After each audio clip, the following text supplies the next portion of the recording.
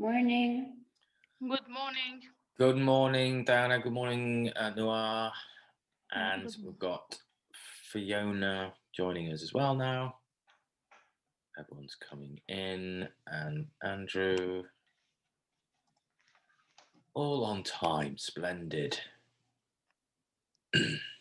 All looking good. You haven't seen me yet. Okay.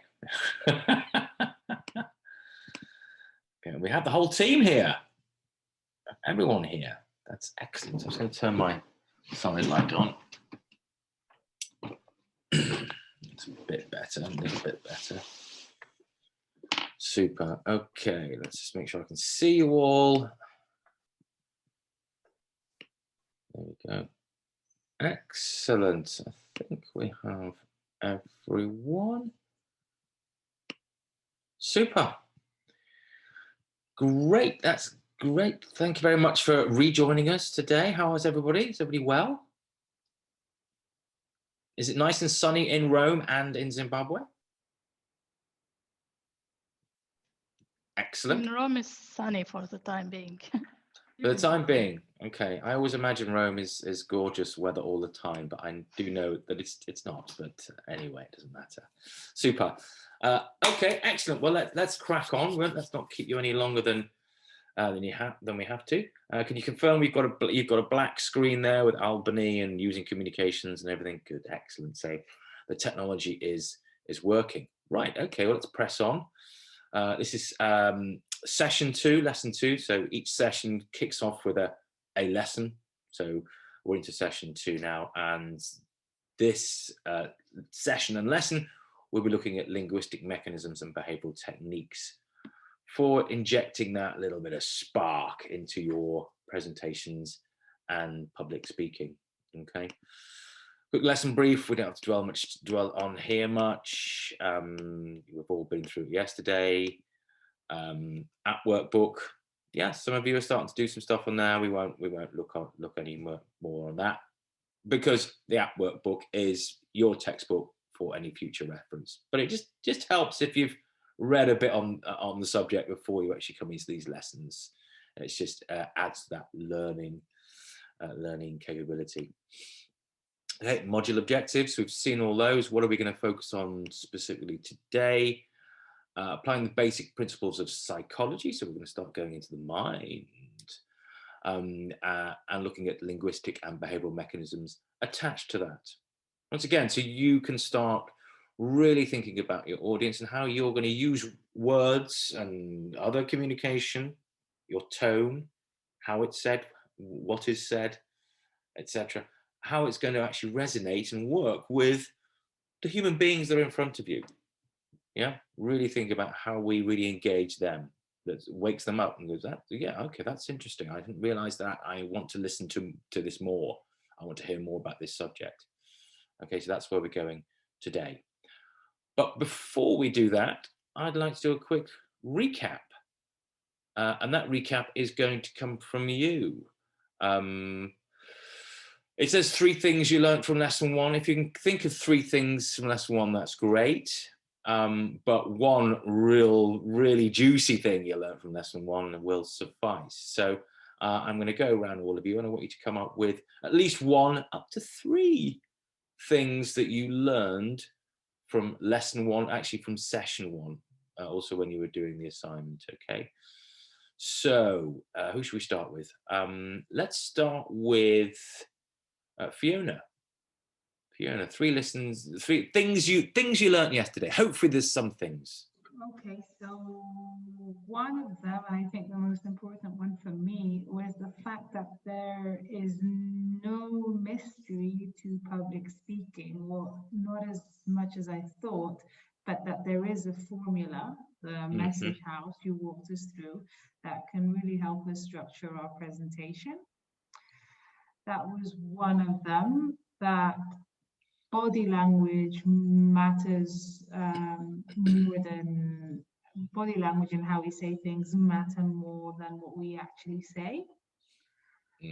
And then I learned two things that were new to me, which were the principles of, or there was the principle versus application or something like that. I can't Yeah, remember. yeah. Principle-based or applications-based, yeah. Are you more theoretical or do you want actually hard facts and stuff? Yeah. And also the high and low culture. Those, High-low context. sorry, yeah. High-low context of I language. didn't learn it that well.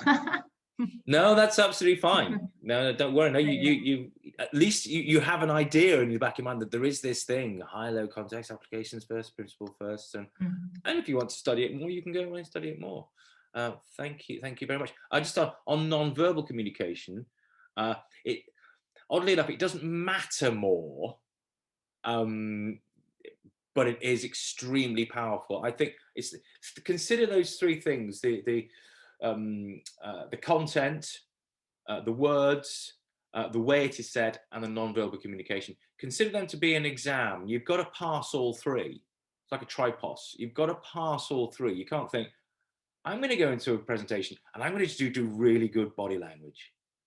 And they're going to just love it. And they're going to understand it. I'm not going to say anything. I'm going to do mime. No. So it doesn't matter anymore. But you still, it is extremely powerful, but it has to work with the other two elements as well. But yeah, you've taken away that it is massively powerful, much more powerful than people often think. Yeah. Thank you very much, Fiona. How about Noah? What about you? What did you take away from yesterday? I think what I took away is also how you move from the egocentric communication to something a little bit more elaborated, more professional, and how you adjust also to the audience. I mean, the quadrant with the four type of styles, from the thinking, relational, execution, and can't remember, emotional one. Yeah. So that was like really also interesting to hear. Yeah. Good. Okay. Yes. Really thinking about your audience, because that's who matters. And I think it was you who commented yesterday. Some people just go into presentations and they're talking to themselves. Really, they're talking in a manner which works for themselves, and they talk, and they're just talking to show off that they can talk lots about a subject. Not really thinking about what does the audience want from this. You don't engage with, you just do a presentation and you can recycle that presentation forever. Yeah. But you don't really engage with your audience, and Yeah, absolutely. So I think that's vitally important. We start thinking about the people that are in front of us, not being scared of them, but actually thinking of them as part of the process. The presentation is, there are two elements who are involved in the engagement. It's the speaker, but it's also the audience. They have to be engaged in this, both sides. So yeah, thinking about them and less about you, being less egocentric. Yeah, they're very good points. Thank you for that, Noah. What about Andrew? What did you make of yesterday? The first thing that kind of stood out was probably the high-low context. And I really enjoyed Fiona's comments because it kind of made me then realize that maybe I'm talking from my context, right? And so it was really interesting to hear that from Fiona, and it kind of made me realize that we each have a context, and it obviously doesn't fit with everyone's. So that was really interesting to hear. That was a big takeaway, kind of opened my eyes. Also, I mean, the whole message house was really fascinating. And I think that kind of deconstruction of the don't mess with Texas was really powerful, like breaking it down to those three different themes. And then, our task of then coming up with three themes and constructing this final message was really interesting. That was a huge takeaway. And then just the kind of difficulty in finding ways of expressing these three themes in a very short, concise manner. So yeah, the kind of hands-on practical part was the most interesting, and clearly, and it's really hard. It's very hard to summarize three three themes into one sentence, or maybe like, because two seem to be a bit easier, but then it's kind of not as impactful. So it's kind of searching for these words that they express these themes in like a very clear manner to other people as well. So the context being presented to you was a really a really nice kind of takeaway as well. Good, good. I'm glad you brought up that thing up about it. It's hard. Yeah. It's not necessarily hard. It just requires a real degree of thought, doesn't it? Really, to try and distill what you want to say and break it down into three chunks, which are very manageable for the audience. It does take time. I'd say don't mess with Texas. That didn't come overnight. A bunch of guys sitting around drinking bourbon, going, "Hey, what about this?" It would have been thought about and discussed and moved around and changed, and a lot of thought goes into this. So yeah, I'm glad you took that away, and I'm glad you appreciated, it just being put through the process with apples and oranges. It made you think, actually, yeah. I think one of the scariest things I've seen with people is, can you give a presentation, or can you give my presentation, and and here are my slides. And you go, yeah, that's cool, that's fine.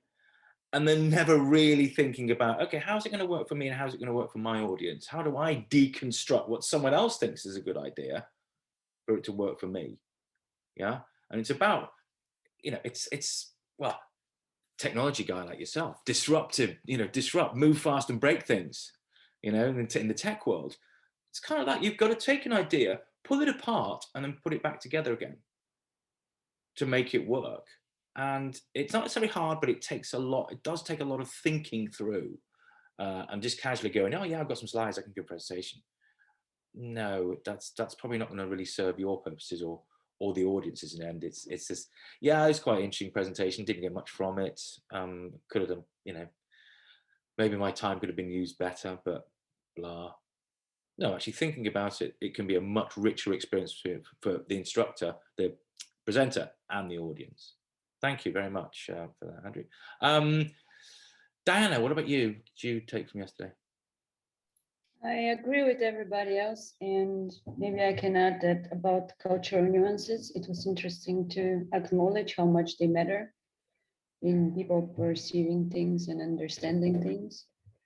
And I really enjoy the message house because I think it can frame complicated ideas that haven't really cleared in your head, and can give you like a direct way to go. So I think this was the most important for me. Great, thank you. Yeah, message house. I've been using it for years. It's not an original from me. It's been around since I think the 50s. I've just taken it and developed it a little bit further, but it is remarkably simple. People go, "Is that it?" I said, yeah. Keep it simple, stupid. That's what it's about. It's the KISS principle. Keep it simple, stupid, and it works. And I say it's extremely flexible. Works for presentations, media interviews, big campaigns. In fact, I do think it probably works best.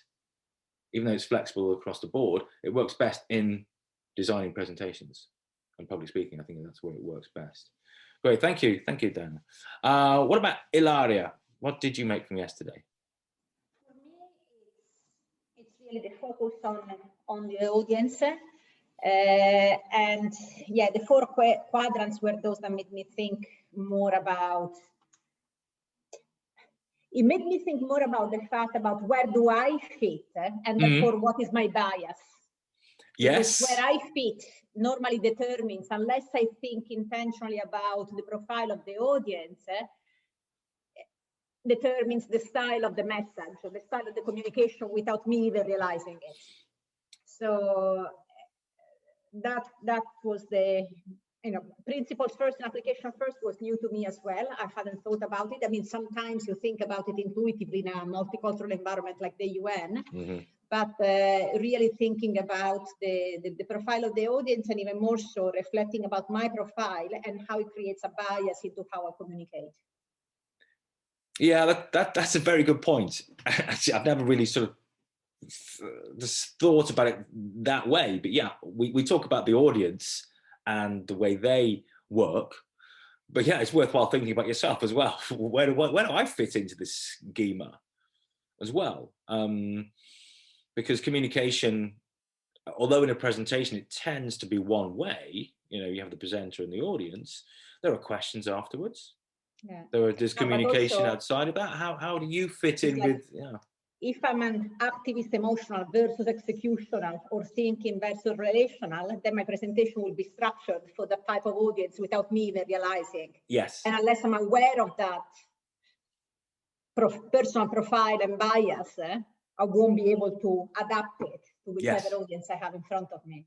Yeah, absolutely. Yeah, understanding your biases and the way you might communicate. Yeah, going from the egocentric.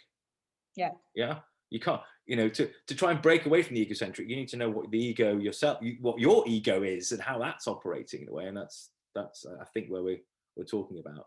Yeah, great. Thank you very much, Ilaria. And Vincent, what about you?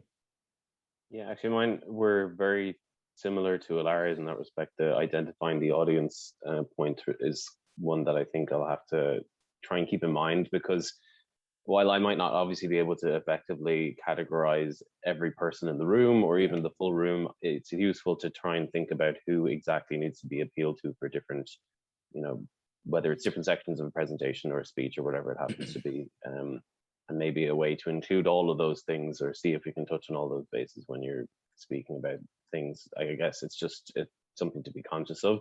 And then the other side was also the ego-centric communication, that thought of like translating what you're trying to say so that it's appealing to the ego of the other person. But I always just think of it in a much simpler way, which is, you know, make it as you said, you know, keeping it as simple as possible. And my kind of mantra in that respect is always, you know, can I explain it to my mother or my grandmother or something like that? Yeah. Just so that it's like, if it's an outsider, if it's somebody who doesn't understand, or, you know, in that respect, making it simple for them, but also then understanding that if they have a slightly more complex understanding of things, trying to translate it so that they understand it from their viewpoint. So yeah, those are kind of the two, I'd say, big elements of yesterday. Yeah, you remind me about the grandmother one. There's a very famous quote by, I think it was Einstein actually, who said, you know, if you can't explain it to a 6-year-old, you probably don't understand it yourself. Yeah, and that's quite profound, isn't it, really? You know, if you can't break it down into a really simple way of explaining it, you've got a question of, do I fully get this? Yeah, or am I just operating at some sort of highfalutin level and fooling myself? I've really got a grasp of the issue or whatever. So yeah, if you can explain it to your 6-year-old or your grandmother, you're getting somewhere. I used to get, maybe Deanna's done something similar, but I used to get my mother to test new interfaces for like websites and apps. Wow. Because zero patience, and that doesn't get technology, but cleaned up so many things that I couldn't pick up. So right, wow, that's the technology version. Yeah, absolutely. I like that. Yeah, getting your mother. Well, there you go. Pass so there my you go. mum's test. Yeah. So if it works for technology, then maybe if you're giving a big presentation or speech, then you know get your mother or father or a generation that's you know, further away from yourselves, and put them through the paces, and they'll go, I have no idea what you're talking about, maybe, or they go, yeah, that's good. I like the idea of getting my mother to go on an app. Oh my god, no, that would, yeah, zero patience, as you say. Yeah. Super. Okay, thank you very much for that. It's good to see you've learned stuff. That makes me happy as the instructor. Fiona. I just wanted to add something as well. I didn't have time to think of it as I went first. Yesterday, when you were talking about assignment 2A and how we needed to put our presentation in that format, I was about to raise my hand and say, yeah, but that doesn't apply to my presentation, sorry. And then I thought, maybe there's a problem with how I want to, maybe there's a problem with my structure and how I just want my structure to be the way that I thought about it. And then I said, hang on, Fiona, maybe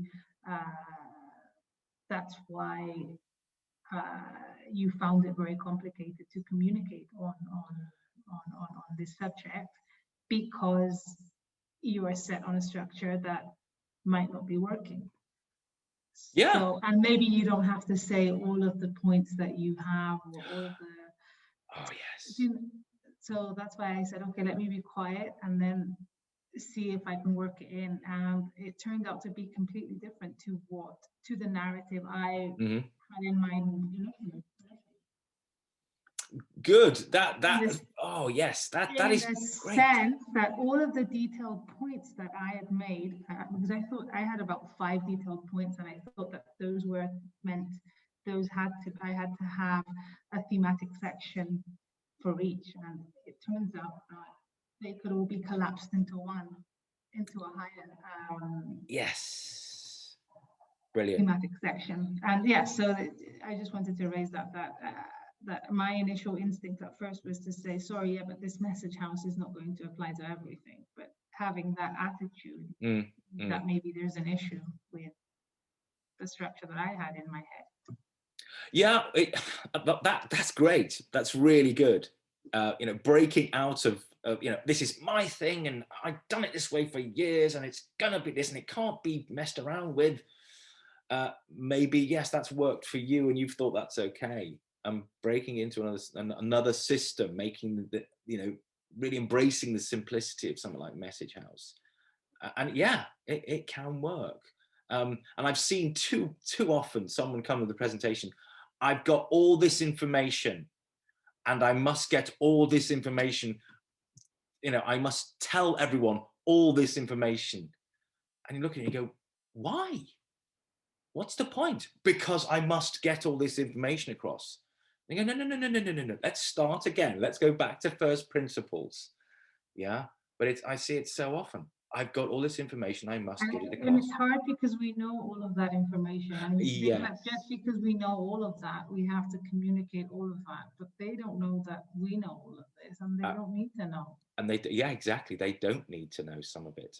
Yeah, some of it, you ask, what's the relevance of that point or that piece of information to the audience? It's very relevant to you and your job, but does it really matter in this context? And if it doesn't, take it out because it's superfluous, and we'll just confuse the audience, or they'll go, please, no more bullet points.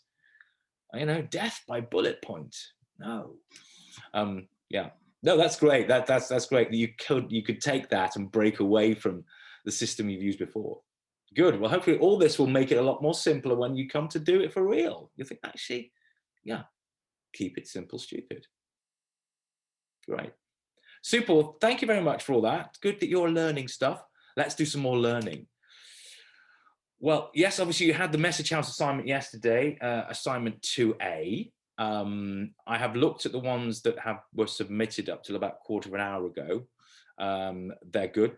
They're going to be the basis now for going forward and developing the presentation which you will give on Friday.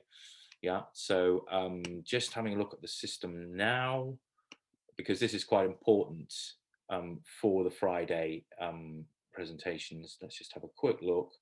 At the moment, I have 4 submitted, so 2 more to be submitted yet. Okay, it's quite important you do think about assignment 2A, because this afternoon during the one-to-one sessions, I want to be discussing them with you. So the last chance you've got to really get assignment 2A done is in the couple of hours in between the end of this lesson and the start of the one-to-one tutorials. Okay. Right. Anyway, let's press on. Where's my thing gone? There we go. Right. Let's press on. Okay. So really, we've looked at content or words, and when I say content and words, it's basically defining your message. Yeah, we've kind of looked at that. We know what we want to say. So we've got the message, and we've developed. Hopefully, at this point, you might be thinking now of information stories and examples, but you haven't really got them down into real detail. So now we want to look at the tone. How are we going to say all this stuff?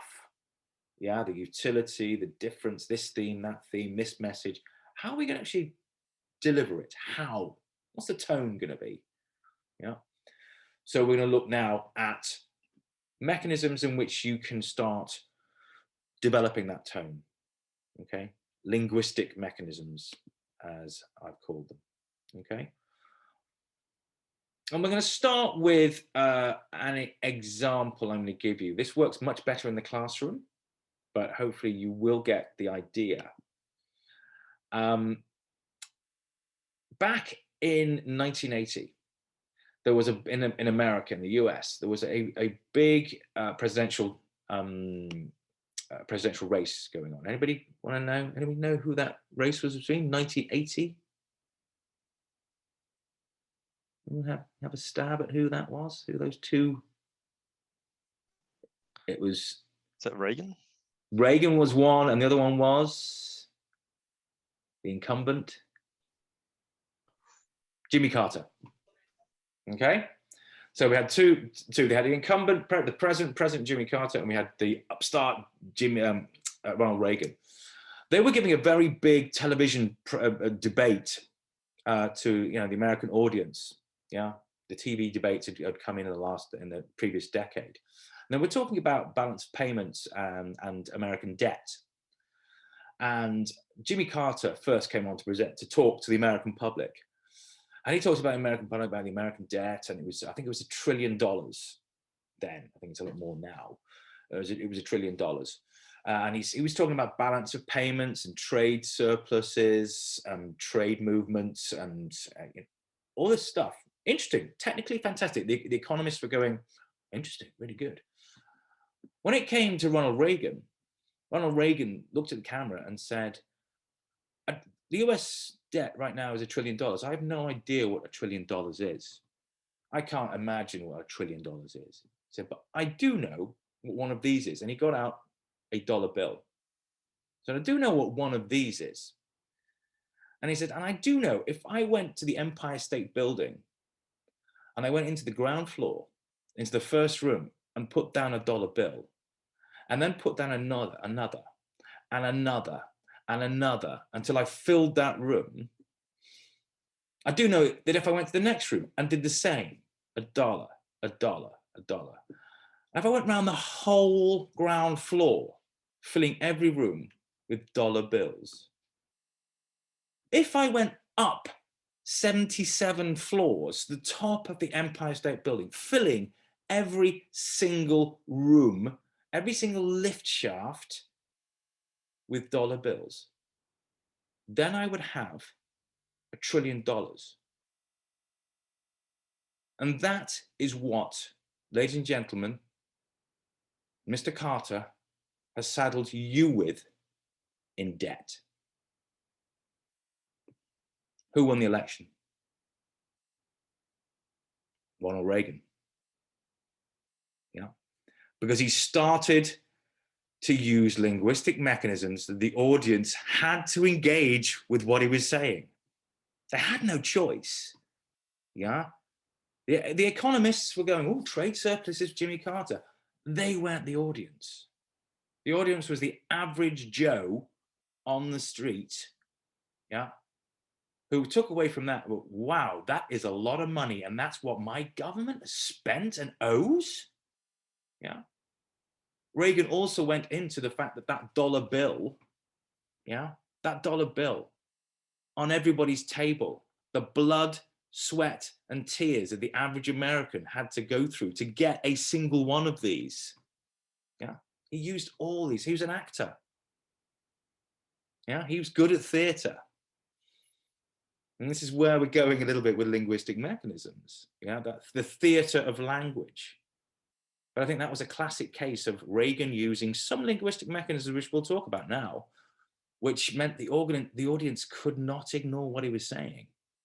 Yeah, basically what he was doing is this. Yeah, when Carter was speaking, you had the information, trade surpluses, balance of payments, blah, blah, blah, in, out, unless you were an economist. With Reagan, he attached that message. Yeah, the little gluey things, linguistic mechanisms that stuck in the head. That's what he was doing, and that's what we're going to be talking about, linguistic mechanisms you can use so the audience walks out the room, they have been engaged. and they've still got those ideas in the head. They haven't just gone out again. Okay. So what are these magic things, Jem, you talk of? What is this magic linguistic mechanism? I'm just going to let Paula in, who's going to be observing. Yeah, so what is this Harry Potter wizard-like stuff you talk of? Well, let's have a look. Yeah, there are several. The first one is, and you know, Reagan was sort of doing this, yeah, stories. You tell me a story, I'm gonna listen. Yeah. So think about, how can I use a story? That's why we say examples, information, stories, and examples in the message house. Yeah. Tell me a story. I remember doing some training with, I think it was UNICEF or UNDP. Forgive me, Ilaria and Liz, you've heard this story. And one of the teams, the syndicates, was trying to convince an audience to fund micro power generation in Nepal. Yeah, so in the mountains around you know, all across Nepal, little micro power generator, micro hydropower generators. And one of the teams was talking about, you know, volumes of water and through flow and kilowattage and ampage and stuff like that. Great, all the technical nerds were going, wow, that's amazing. The other team said, look, you know, there's a story of young Mohammed living in the mountains. Age 11, he asked his father for his 11th birthday, can I have a book? I said, I want an encyclopedia because I want to read the book, learn to read properly, learn all the facts about the world so I can go to university and become a doctor. His father scraped money together, bought this book for Mohammed. When it was 12th birthday, his father said, what do you want for your 12th birthday? And he said, Father, I'd like a torch so I can sometimes read at night the encyclopedia you bought me, because I want to learn more from the encyclopedia and I want to learn more so I can go to university and become a doctor. And his father said, yeah, and his father scraped some money together and got a torch for him. 13th birthday, he says, Mohammed, what do you want for your birthday? And Mohammed says, Father, I'd like a battery for my torch. Yeah, because the first battery ran out within 3 weeks of my 12th birthday. So I want a battery so I can, at night, read the book, read the encyclopedia more, so I can learn more, so I can go to university and be a doctor. That's why you need to invest in micro hydropower generation. Because for all those thousands Mohammeds, yeah, and the girls as well, not just the males, the girls, males and females, that they can make the best of their lives and possibly one day go to university and become doctors. The story, yeah, which one engaged you more? Even the technical wizards around, you know, here would say actually the story about that will be better than the kilowattage and ampage and volumes of water going through, and it's really great, these little systems. So the story, extremely powerful. You use it. Good stories. Don't just produce a story for the hell of it. So you think, oh, that's a story. It's got to be an engaging story. But they're out there. WFP, you are replete with stories. Yeah? They really are out there. So use them to pursue your objective of getting the audience to do what you want them to do. Okay? Rhetorical questions. Yeah? Some questions that you can pose to the audience. You can pose to the audience. It makes them think. People, psychologically, we cannot avoid trying to address a question. Someone throws us a question, yeah, we try at some level to try and respond to it. We might give up pretty easily when we don't know the answer, but we do try psychologically to respond to that. So the use of rhetorical questions. Where could I use a rhetorical question? Yeah, which will spike the audience's interest, right? You would plan this. Yeah, when we do script and structure tomorrow, we'll plan it. So rhetorical questions. The thing about rhetorical questions, you need to know the answer yourself. Yeah, don't fall into that trap. Oh, I'll throw the question out, and then someone says, "Well, what's the answer?" And you don't know. Just, yeah, you must know the answer yourself. Okay. And then another little mechanism, which we have been toying with, yeah, mentioning a few times in the last session, 3 pillars of message house, yeah, the power of 3. Yeah. Psychologically, human beings are very comfortable with dealing in information in bits of 3. Yeah. 2 can be 2. 2 is a little bit tricky because 2 can become binary. Yeah, it can be 2 bits of information. They can become opposing, you know, black and white. 3 we're very, very comfortable with. We can work with 3. There's enough. Yeah. 7, 8, no, too much. Too much. Yeah. If you think about it as individuals, yeah. I mean, I don't know if you're like me. I can, you know, my wife gives me a shopping list. Now, I don't need a shopping list if it's up to 3 items. If it's 4, I need a shopping list. Yeah, I don't know, maybe that's me, but 3 is very, very powerful, and it's psychologically proved.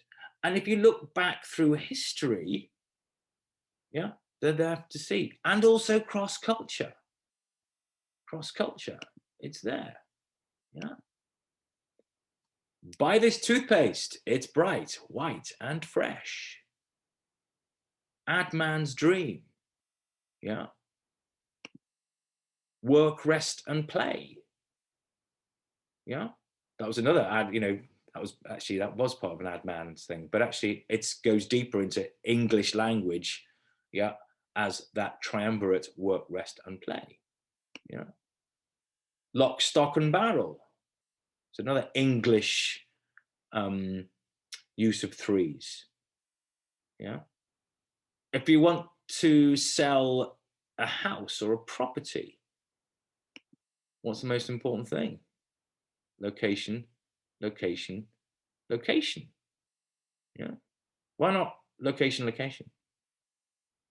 Why not 7 iterations of location? No, no, no, no, no. 3. 3. Okay. Going back into history, but it's Shakespeare. Friends, Romans, countrymen. In original Latin, Veni, Vidi, Vici. I came, I saw, I conquered. Yeah. It's everywhere. It is everywhere, and it is cross-cultural. What's the I've forgotten what it is. Lots of national. No, yeah, okay. The national motto of Pakistan: faith, unity, discipline. Yeah. The Holy Ghost, the Trinity of the Father, Son, the Holy Ghost. It's the 3s are everywhere. We love 3s. So in terms of what you were delivering, in terms of script structure, which we'll do tomorrow, yeah, think about 3s. Why is this a good thing I'm telling you?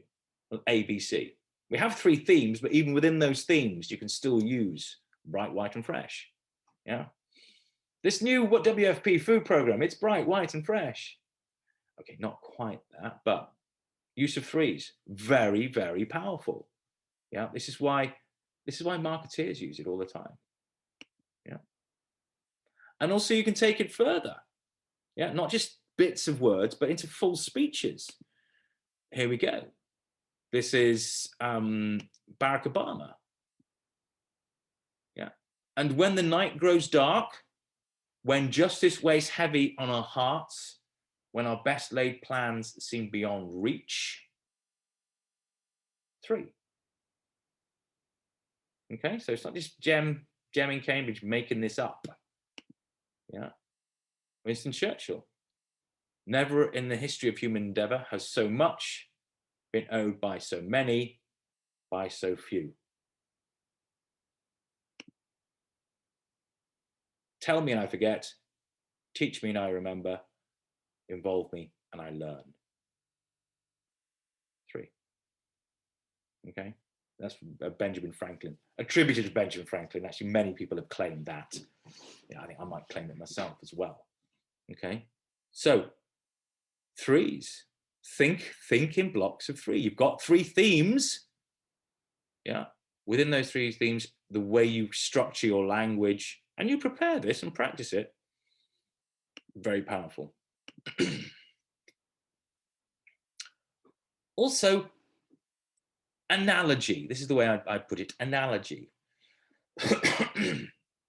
What is this like? Put it in a context that your audience would understand. Yeah. The example here, I talk about water. Okay, something that could be quite relevant to WFP. Okay. This new water plant we've built will produce 400,000 litres a month. Well, that's a lot, or is it? I don't know. Is that a lot or not? I don't know.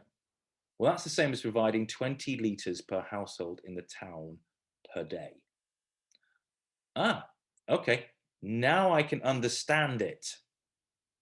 Yeah, because everybody can see what 20 litres kind of looks like. Yeah, because everybody has a vague idea what a litre is. Yeah, but 400,000 litres, I don't know. Yeah, that's what Reagan did.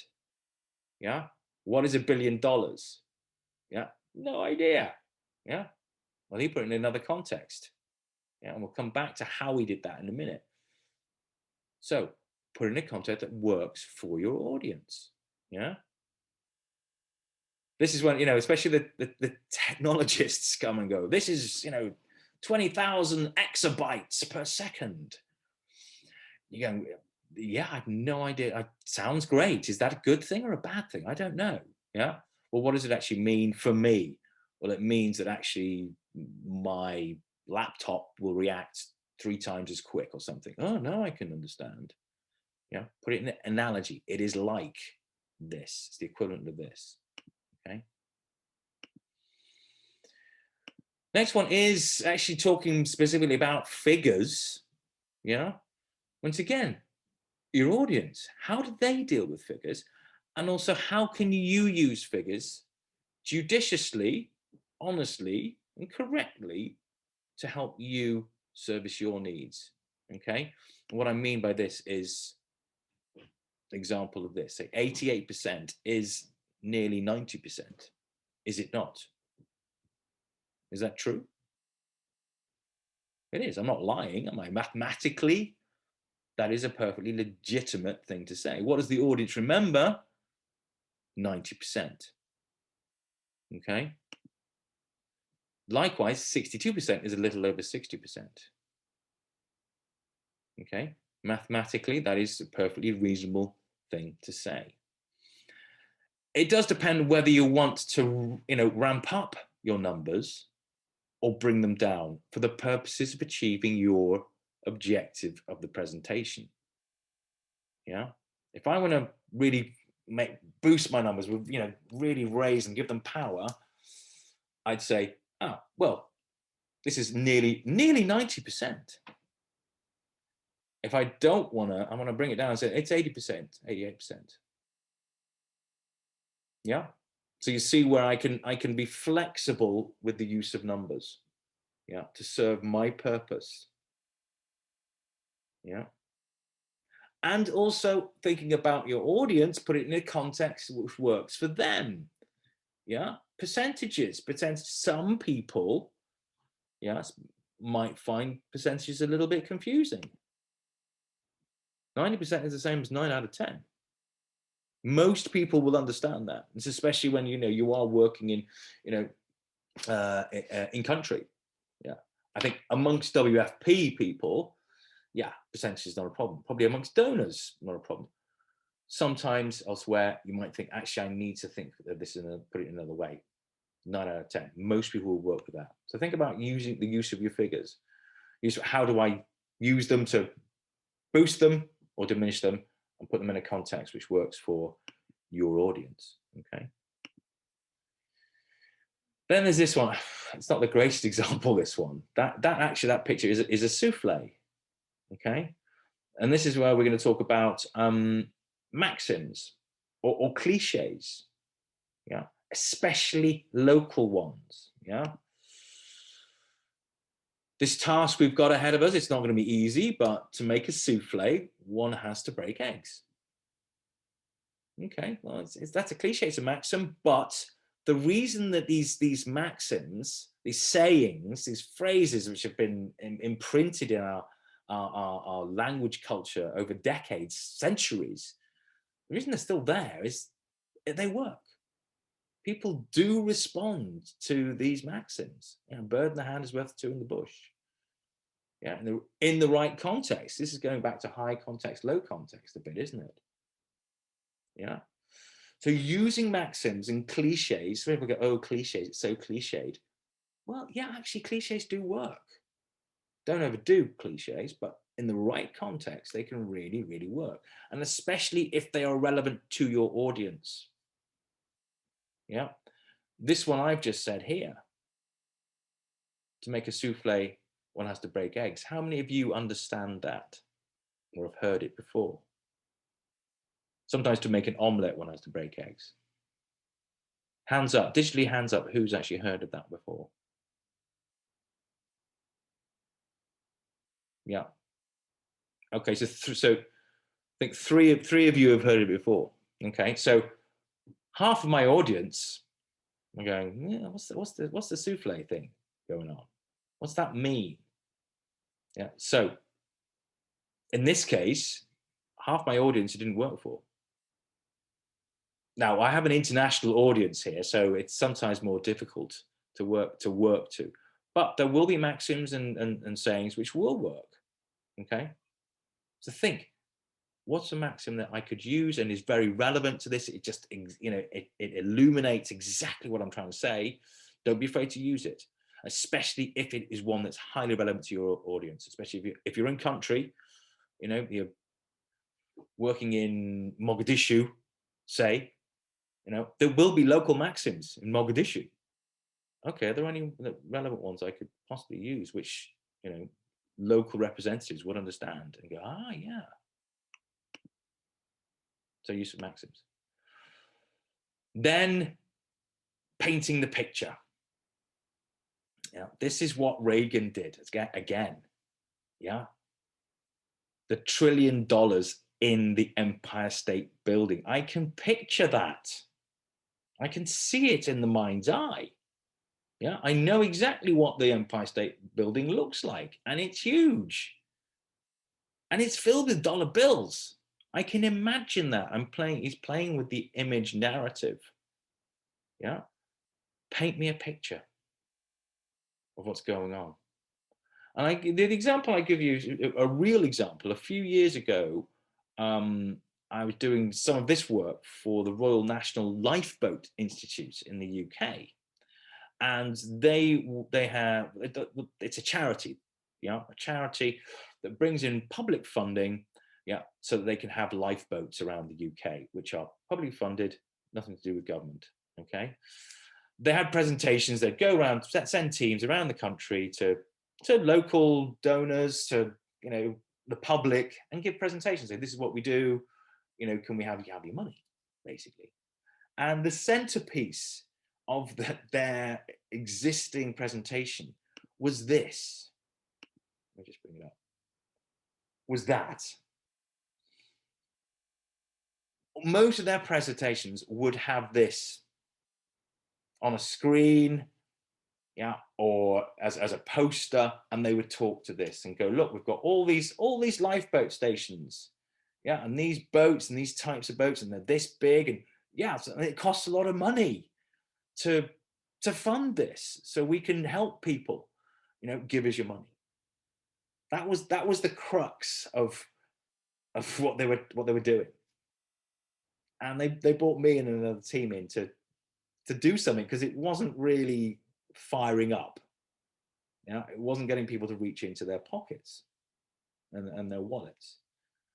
And we looked at it and thought, okay, so what's going to be the centerpiece of their presentations that's really going to get people to get their wallets out and their purses out? And we went from that to that. And the presentation was about, look, we have volunteers that daily put themselves in harm's way for free. That is what they do, fearless, to help others. Imagine yourselves on that boat. Give us your money.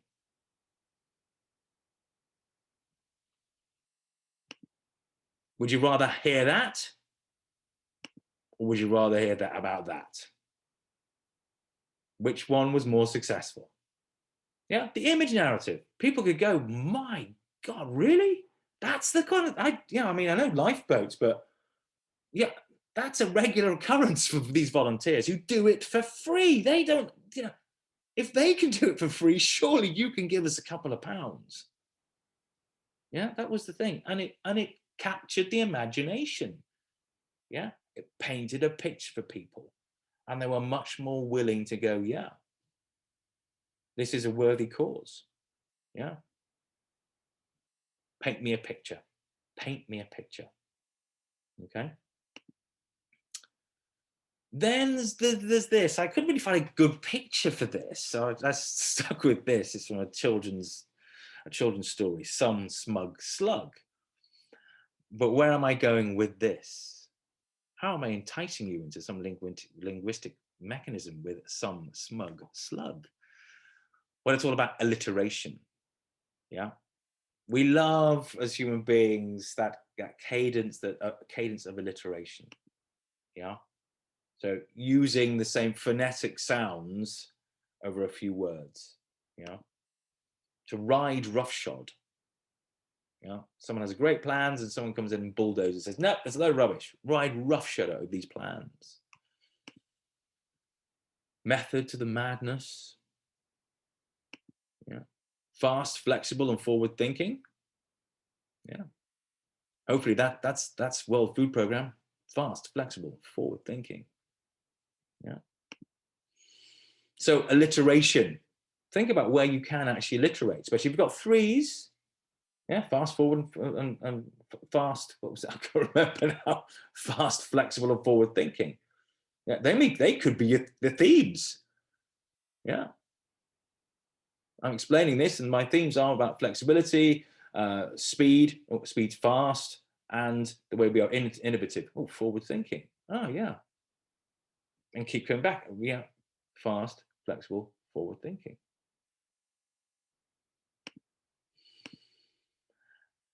And this chiasmus. Now, I'd be really impressed if on Friday any of you managed to put this mechanism in, chiasmus. It's not widely known, but you will recognize some of the stuff. Yeah, and this is about switching around words through a sentence. Yeah, to almost reverse the meaning. Let's show you through a few examples. Never let a fool kiss you, or a kiss fool you. Yeah. So you see the way they've moved those two words around to make it work. Yeah. Quite relevant maybe to a food program. One should eat to live, not live to eat. Yeah, once again, switching it around. Let us never negotiate out of fear, but let us never fear to negotiate.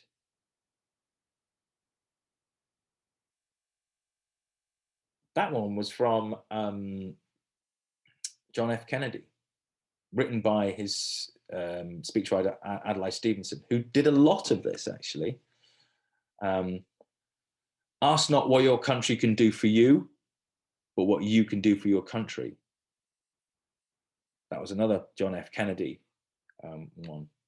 Okay. And there is one which is fairly common, which you may have heard of before, about planning. Does anybody know about that one?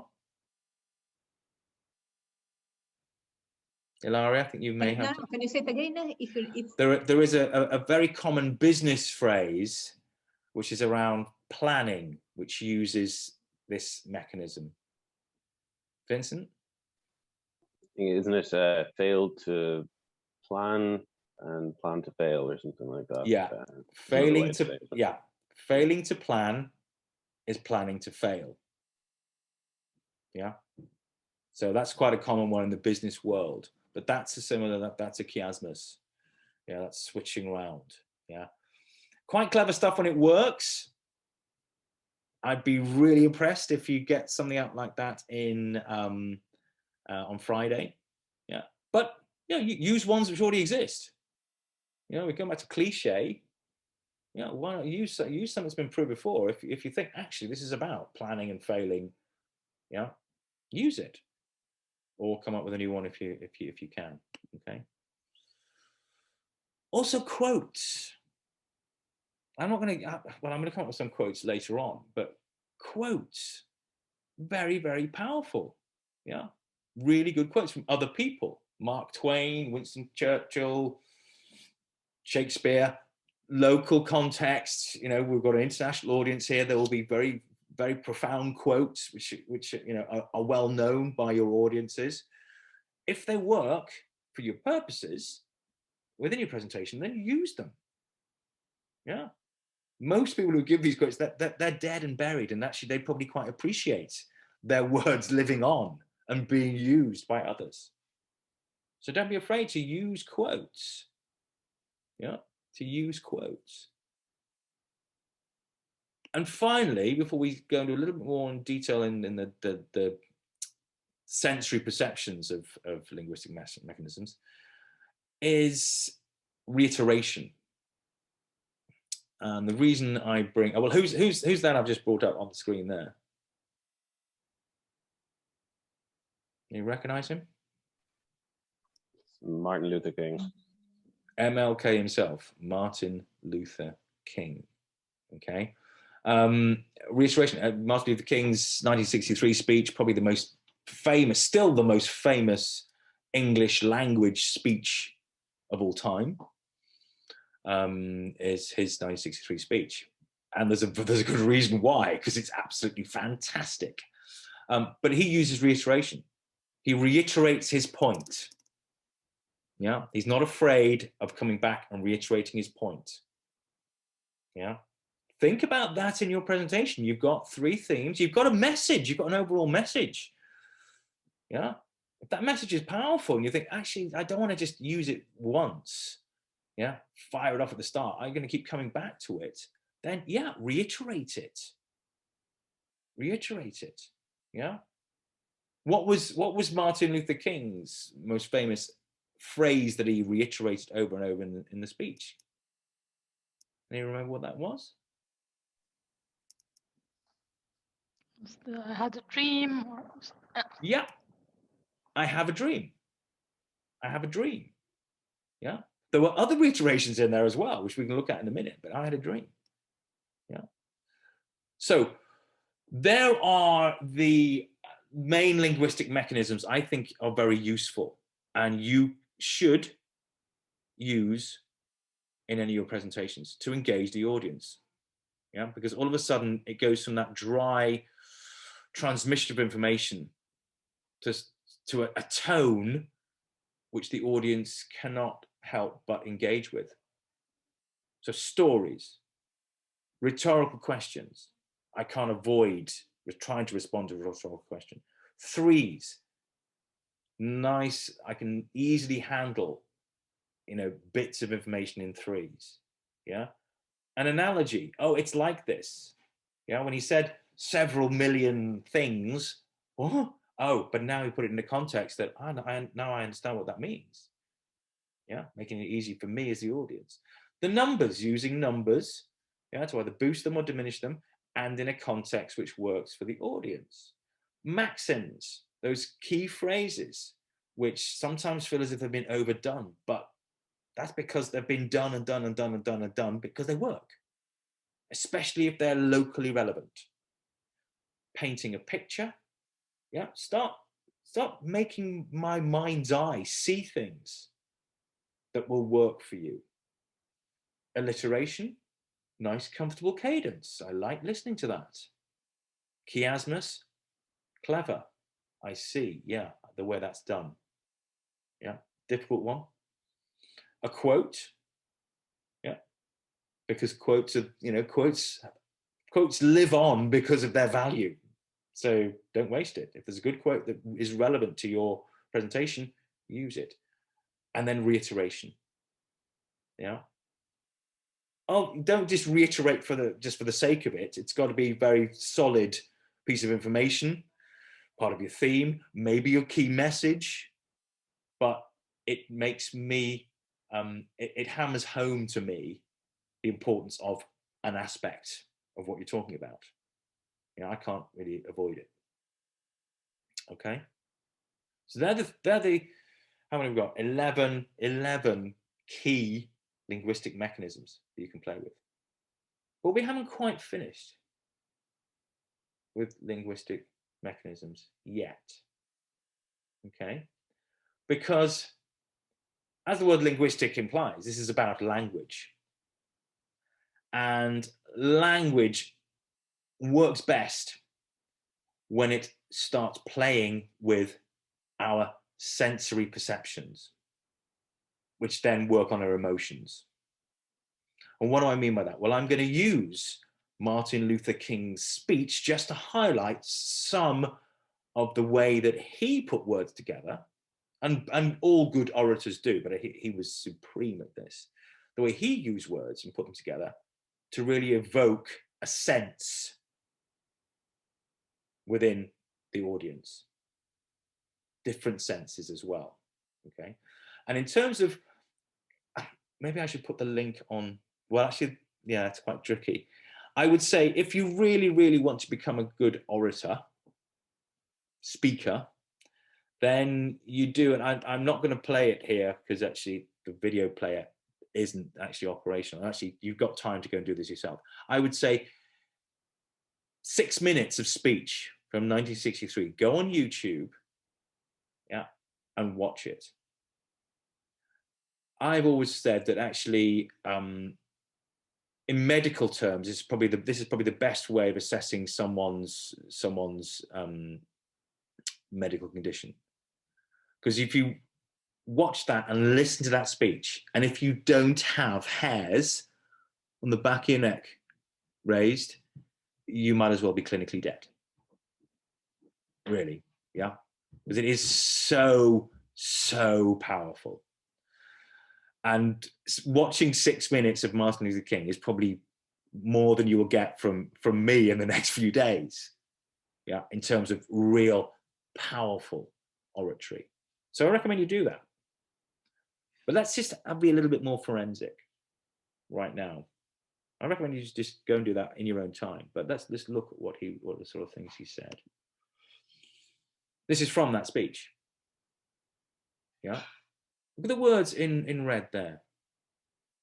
A lonely island of poverty in the midst of a vast ocean of material prosperity. Yeah. That is visual, isn't it? I can see this island of poverty amongst all this prosperity. Yeah, he's playing with my visual senses. He's painting me a picture. Definitely painting me a picture there. Yeah. Something else from his 1963 speech. Yeah. From the quicksands of racial injustice to the solid rock of brotherhood. That's tactile, isn't it? I can sense that in terms of touch.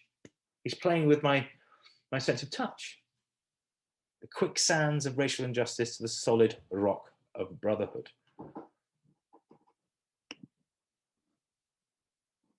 Let us not seek to satisfy our thirst for freedom by drinking from the cup of bitterness and hatred. What's he playing with there? Yeah, our sense of taste. He's playing with our sense of taste. Yeah, the hairs on the back of my neck are starting to go up now. Hopefully with you too. And this one. This yeah, a state of Mississippi, you know, racial segregation, etc. A state of sweltering with the heat of injustice, sweltering with the heat of oppression, will be transformed into an oasis of freedom and justice. from the hot to the cold. Yeah, playing with our sense of how we sense heat.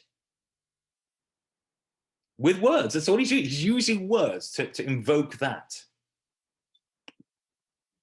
This is, I think, brilliant. Yeah. I want you to just close your eyes and listen to my words. Close your eyes and listen to my words. Okay. Having his lips dripping with the words. Okay? Having his lips dripping with the words. What does that invoke in your mind's eye? Is this person he's talking to, is he a nice guy? Could be a mate. What's simmering? What's just visually there in your mind's eye? Anyone want to have a go? What do you sense from this? Or is it just a blank? Kind of, to me, it kind of comes across along the lines of like a biblical representation of Satan or something like that. Like it's very strong because or like a snake or something along those lines, because it's very, it sounds venomous. It sounds kind of dangerous almost. In that respect. So Satan, snake, venom. What else? Words that are slippery, that don't hold, you can't trust. Okay, yeah. Slippery, you can't hold on to it, don't trust it. Blood dripping. Blood dripping, yeah. That's not, yeah, that's someone who's connected to blood dripping. They're not a nice guy, I'd say.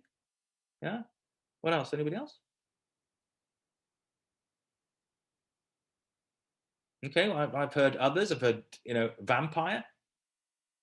I've heard dog salivating. Yeah, it's not good, is it? It's not. He's not painting a good picture of, the governor of Alabama. But he's only using words. He's just using words. But you get a sense that, he's not a nice guy. Satan, snakes, slippery, blood. Woo! Keep away this guy from my house. But just like using it's words. possessed or something. Yeah, possessed. Yeah, mad, crazy. But that's just through having his lips dripping with the words. Image narrative, so powerful. So powerful. Okay. And then the reiteration as well. We said it was, I have a dream. Yes, that's very common. People say, oh, I have a dream speech. But he used reiteration throughout his speech. He said, let freedom ring. Let freedom ring. Let freedom ring. Yeah, he used reiteration throughout his speech in several different ways. Okay. So it shows you the power of really thinking about the words and being creative to evoke those senses and those emotions. Okay. Now, I am not going to pretend that you are going to walk out of this session on Friday doing Martin Luther King.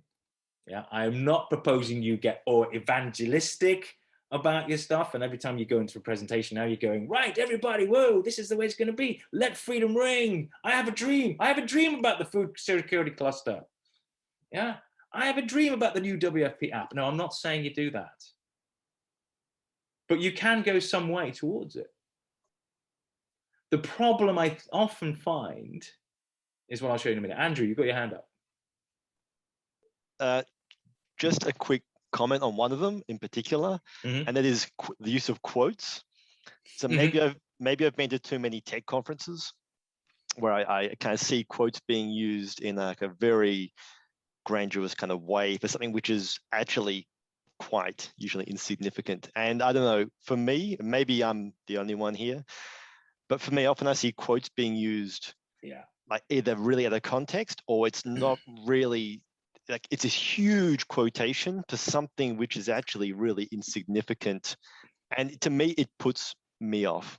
And so I think my feeling here would be like really careful selection of quotes, Yes. which kind of embody what you're trying to do, but without being like, if you're quoting Martin Luther King in a presentation, you probably want to be having something like pretty important and powerful, right?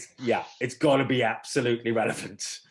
Right. Yeah, so absolutely. I guess my feeling there is like I personally don't ever use them, just because I feel like I kind of, one, can't quite do it justice, because usually they're from very important people, and to kind of then be able to look people in the eye and talk about, you know, having said that quote, I don't know, I feel a bit uncomfortable. Maybe it's just me, but I find quotes is one thing that I really don't like to use. No, I can imagine. I've been to some tech conferences, and lots of, and I do see this ridiculous use of quotes where there's not really any relevance, and they're just being clever because, oh, it's a, you know, dead person quote. You know, have the dead person quote. Oh, that's done. We've ticked that box, and you're absolutely right.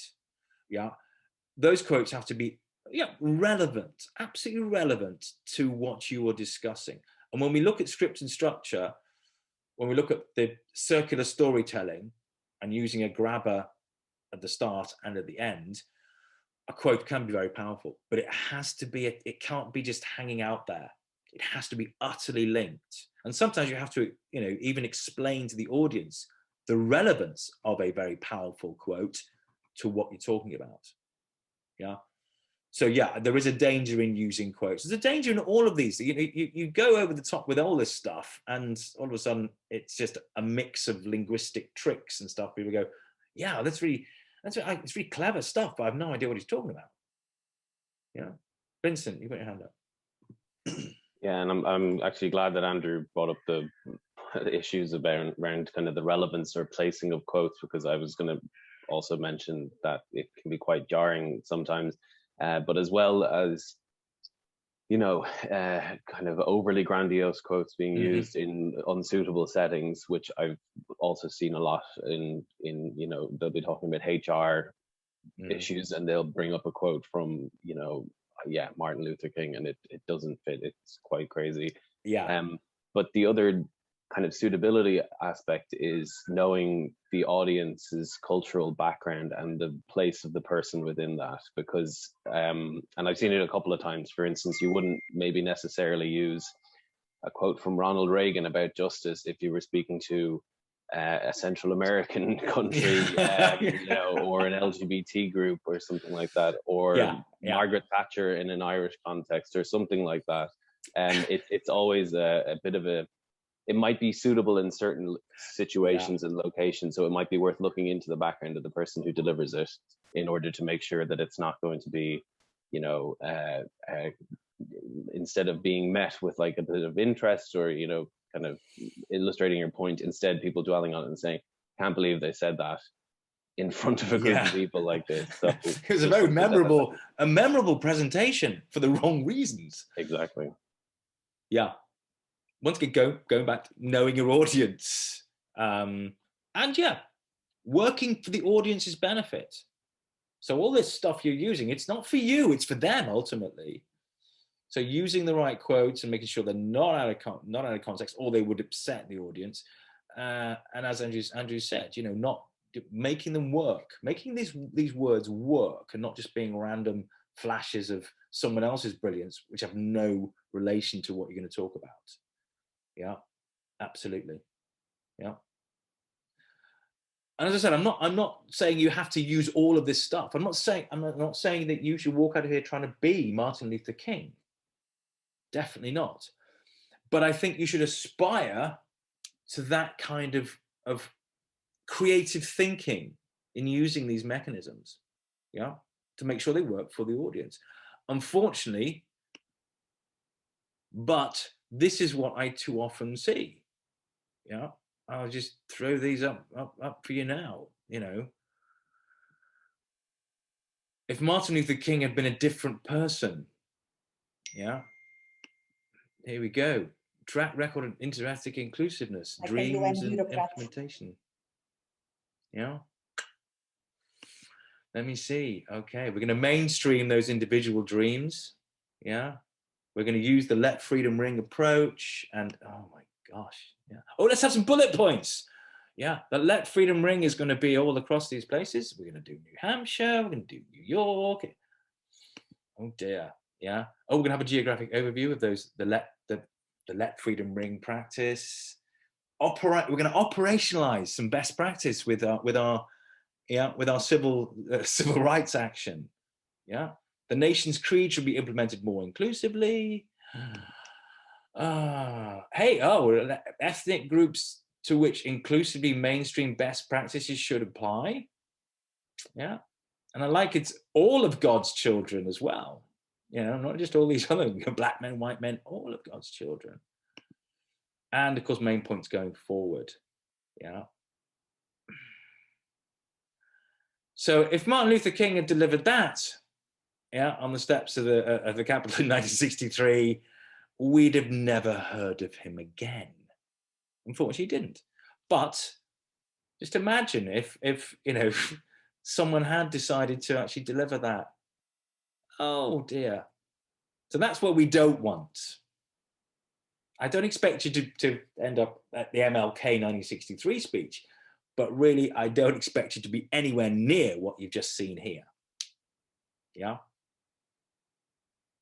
Andrew, you got your hand up. Or is it still up? I don't know. Sorry, it's a legacy hand. It's a legacy hand, okay? So that's what we don't want is the main points going forward, operationalizing best practice, the actors and the instruments. Yeah, unless the audience is happy that, you know, when you say actors as WFP, you don't mean Brad Pitt and Angelina Jolie.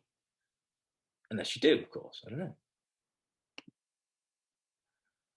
So that's linguistic mechanisms.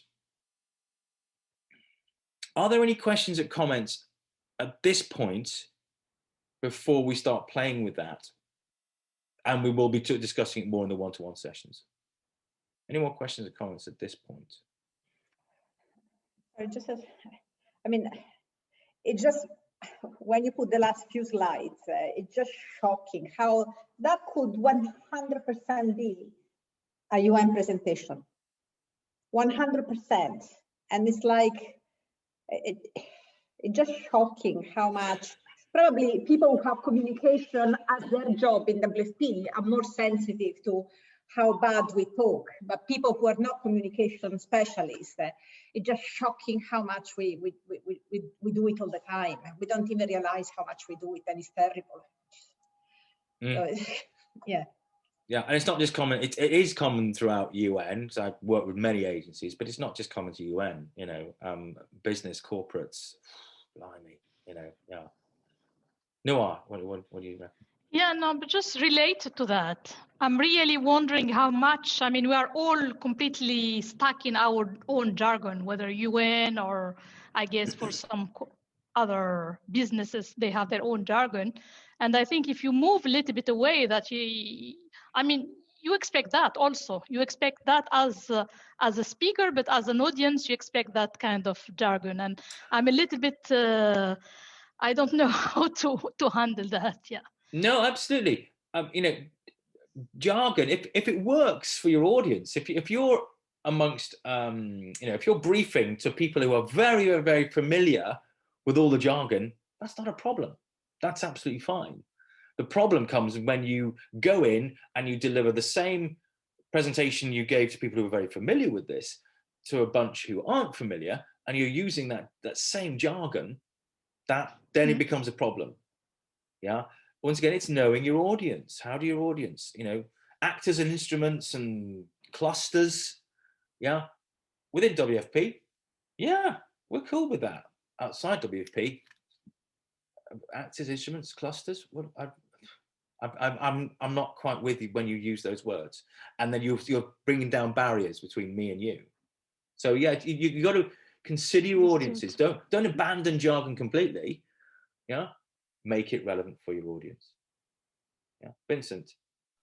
I mean, just to kind of note in relation to that, I guess the point is that we can obviously expect to encounter jargon everywhere if we go to conferences or, you know, meetings with different, like other agencies, even within our own space. Like it is expected a lot of the time to encounter the jargon. I think the point is though that if we are good at presenting, if we're good at speaking about this stuff, we can be the clearest voice in the room, let's say. Like we can change and be better than the jargon that's being presented. And I think that would be the goal, at least from my point of view, because, you know, everybody gets tired at these, you know, either if it's fundraising conferences or, you know, programmatic conferences or any sort of meeting like that, when everybody comes in and everybody's talking at that jargon level, and it is kind of boring and nobody really cares about half of what everybody else is saying. But if you can say what you need to say, and it is actually very similar to what everyone else is saying, but in a way that makes it easier to digest and is more palatable and is potentially even more entertaining, I think that's the difference between then standard speech, you know, delivery and being kind of outstanding in your field, let's say. And that's the goal, I guess, with this, I presume, because I mean, yeah, like I guess it's at the end of the day, it's that kind of thing of like, you know, just because everyone else is doing it doesn't mean that we should do it. Yeah. No, absolutely. That's absolutely right. Yeah. Going in and you know, making it engaging rather than entertaining. There's a fine line. You know, I can be quite theatrical, and I can give a presentation where we go, wow, that was interesting. That was entertaining. I'm not there to entertain. I'm there to engage. And if it's entertaining in the process, then absolutely fine. But ultimately, it has to be about engaging. Yeah. So there's a subtle difference. But yeah, using all these mechanisms to engage in a way that others may not. Others have brought the standards, you know, PowerPoint slides, and they're just coming up with the bullet points and doing the same old thing. Yeah, but you've come along and said, actually, I'm delivering something else which is really planned to engage the audience. Yeah, you're the one all of a sudden that stands out. And, you know, I was in this conference and there were 6 presentations, and the one I remember was the WFP one. That was very good. I remember what the message was. I remember what ideas came across. You go, yeah, great. I've achieved my mission as a presenter. Yeah, Andrew, you've got your hand up. This is a new hand, isn't it? This is a fresh hand. Actually, let me just take care of my son quickly. So joys of working at home. I don't know if someone's mentioned it yet, but I'm sure everyone here would nod their head to it, and that's the use of acronyms. We talked about working in the UN, the United Nations. We use acronyms, and even we don't understand each other within WFP, within the World Food Program, right? So like, you know, from a communication side, we actively took to, you know, saying the World Food Program as opposed to WFP externally, because no one actually knows WFP in most circles, right? So like there are things that were done, but I guess just being aware of people probably don't know your acronyms unless you, I guess, state them a few times. Yes. Yeah, that's a good question. How would you approach acronyms, right? So imagine if I'm looking at SEO, right? Search engine optimization. For me, it rolls off the tongue and I know what it means. And when I talk to my colleagues, we get it. Would you say actively avoid acronyms, or would you say, you know, if you say it 2 or 3 times in a presentation, you can then use it later on? Or is there a... I'd say, okay, let's use the example of search engine optimization. If you've got an audience who is just really not familiar with that, I'd say in a presentation, yes, you would use search engine optimization throughout. Yeah. Unlike written text, where you'd use it the first time and say SEO, because people can refer back and go, oh, what did you want? Oh, you said there. In a presentation, it's not that easy to do that. So I would say if it is something you think actually SEO is not going to be something they're going to grab onto as a concept in terms of its acronym, search engine optimization. So you would never mention the acronym at all, basically. I wouldn't. The only no, you could still mention it. No, still commonly referred to as SEO, because some might go, oh yeah, I have heard of that now. Yeah. But then don't expect people to go, oh, I now know whenever he says SEO, it's search engine optimization. You're probably asking them that's a step too far.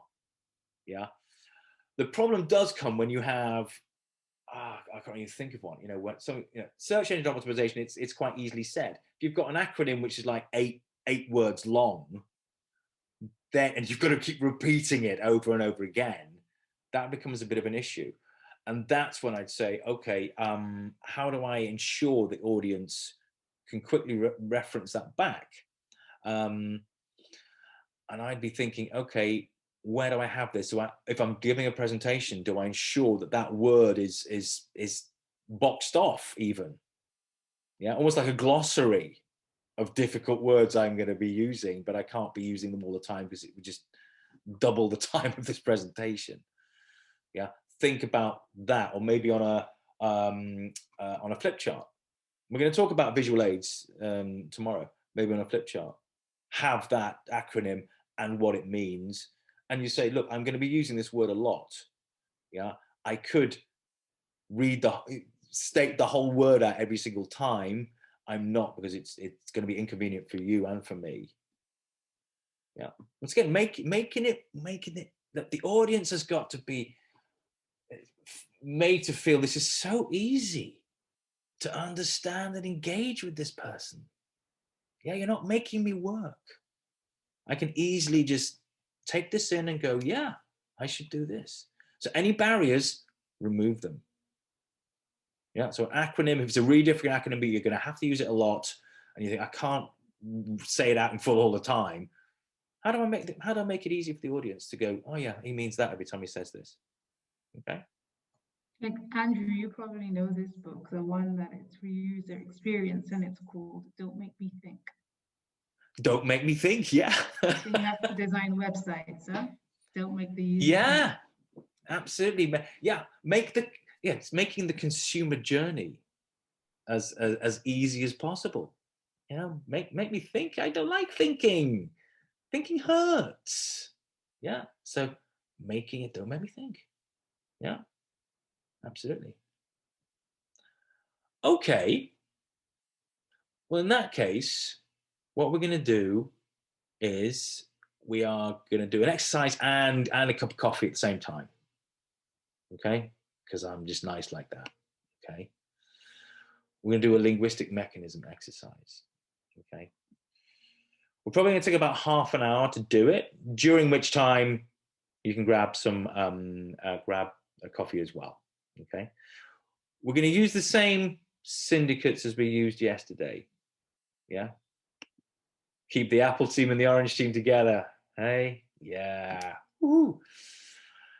So on the screen, I do have what I took away yesterday as your main message and your three themes from oranges and from apples. I might have misunderstood some of it, but I think I've nailed it fair enough. You know, oranges, your juicy summery choice, not your average fruit. Themes, experience, lifestyle, and difference. Yeah, much more experiential and stuff. Whereas with the apples, you know, being healthy doesn't have to be boring. You get more for less with apples. And that was about utility, health, and variety. So a much more technical approach as to why I should buy an apple. Okay. The exercise is in syndicates to try and develop 3 different linguistic mechanisms to engage the audience regarding your fruit. Okay. Now these can be just standalone. Think, okay, let's think of a story that we could use. Or how would we visually represent the experience of eating an apple or an orange? Yeah. Or let's say, how could we use chiasmus even? Yeah. So just thinking about, and also what about the senses? Yeah, there's a lot of sensual stuff here. Yeah. About taste is one thing, but oranges, we've also got this summery heat as well. Yeah. So start thinking and start coming up with, I'm not saying, yeah, this is the mechanism. ideas which are based upon linguistic mechanisms. So come up with 3 ideas which are based on linguistic mechanisms which you could inject into your presentation for oranges or apples. Okay? And during that time, you agree amongst yourselves, go and grab coffee as well. Okay? Is everybody happy with the instructions? Okay, it's now 11:30 in Rome, is it not? And in Zimbabwe? Yeah. Okay. What I will do then is I will break you into your breakout rooms, and we'll come back at about 5 past, 10 past the hour. Okay, but I will come and visit you in your breakout rooms, obviously, as well. Okay, so let me just establish those breakout rooms for you. Okay, let me just do that. And create 2 rooms, assign manually. Create, okay. And room 1 will be oranges, and that is Andrew and Noir and Ilaria. Yeah. And room 2 will be Diana, Fiona, and Vincent. Yeah. Which is the apples group. Yeah. Have I remembered correctly, haven't I? Yeah. Okay, super. Crack on with that. Grab coffee, do whatever. I will see you in the next few minutes, obviously, but we'll all aim to come back in about 30, 35 minutes. Okay? See you shortly. Is everyone back? Super. Okay. Right. Well, let's hear some of your creative stuff. Okay. So I'm going to give each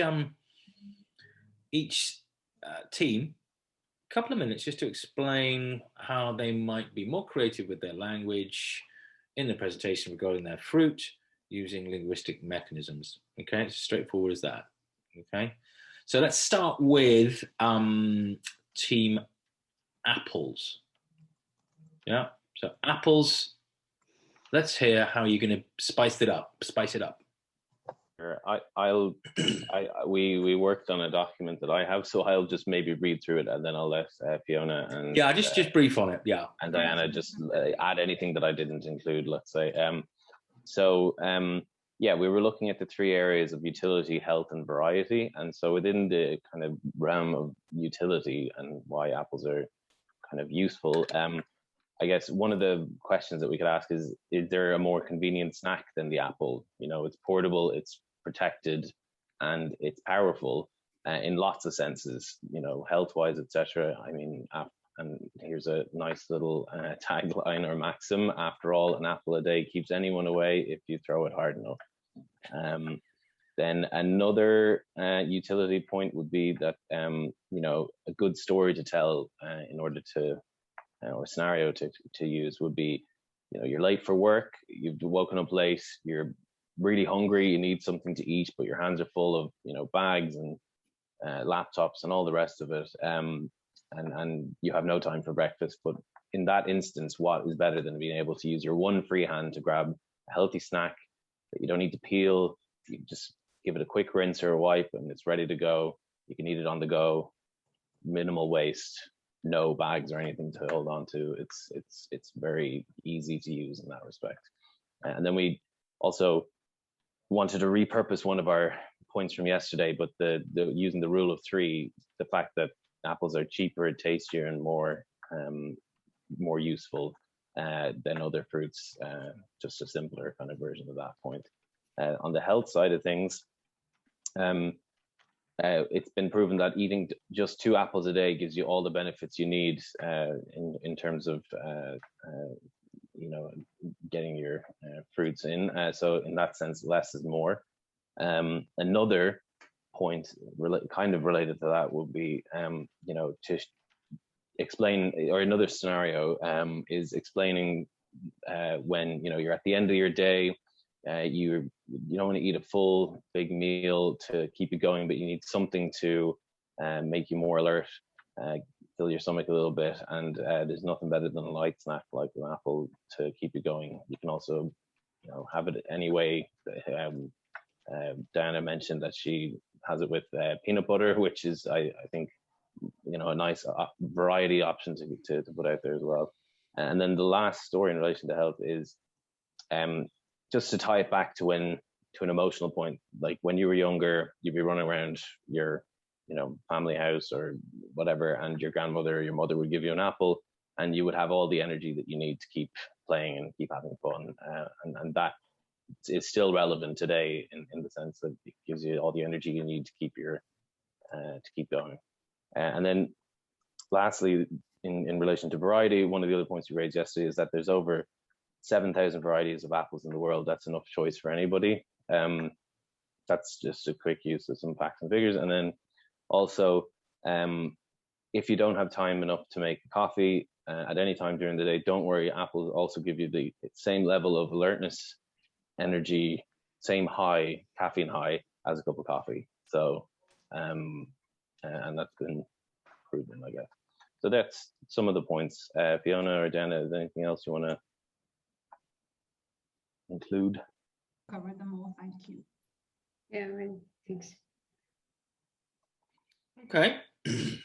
Thank you very much for that. So we've got a fair mix there. We've got the rhetorical question, about apples. So is there a more convenient snack? And then the threes following it.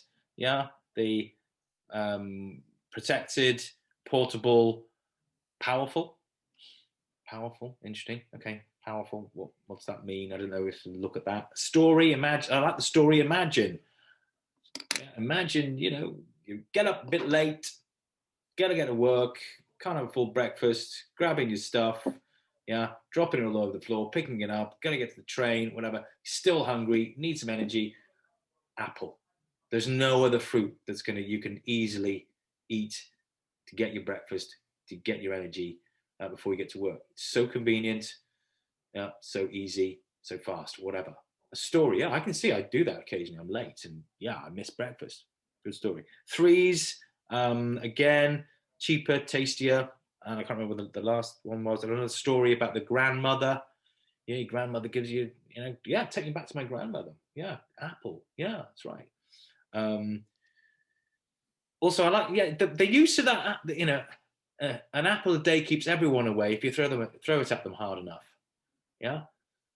Okay, it's humor. We'll talk about humor when we talk about scripts and structure. Humor can be powerful if it's done well. Yeah. So that could be part of it. That could be part of it. Yeah. You heard the adage. Yeah. An apple a day will keep anyone away if you throw it at them hard enough. People go, a little bit of a smile. I'm engaged. Yeah. And then you get into your more serious spiel. It can be part of it. Yeah, Use 7,000, the variety 7,000. How long would that take me to sample all 7,000 oranges at one a day? Work it out. I don't know. How long would that take me? I don't know. 50 years or whatever it is. Wow, okay, that's a lot. Interesting. Caffeine high. Where's that come from? That's intriguing. Yeah, energy, the energy boost. Is that something which might really? Tell me more, because I just normally grab a cup of coffee, and I know coffee's not that good for me, too much caffeine. You're telling me that an apple could do the same thing? It's convenient. Yeah. That's a big selling point. So a little bit more there, maybe. But you're starting to get more creative with the way you're going to be using language to entice me, at least engage me.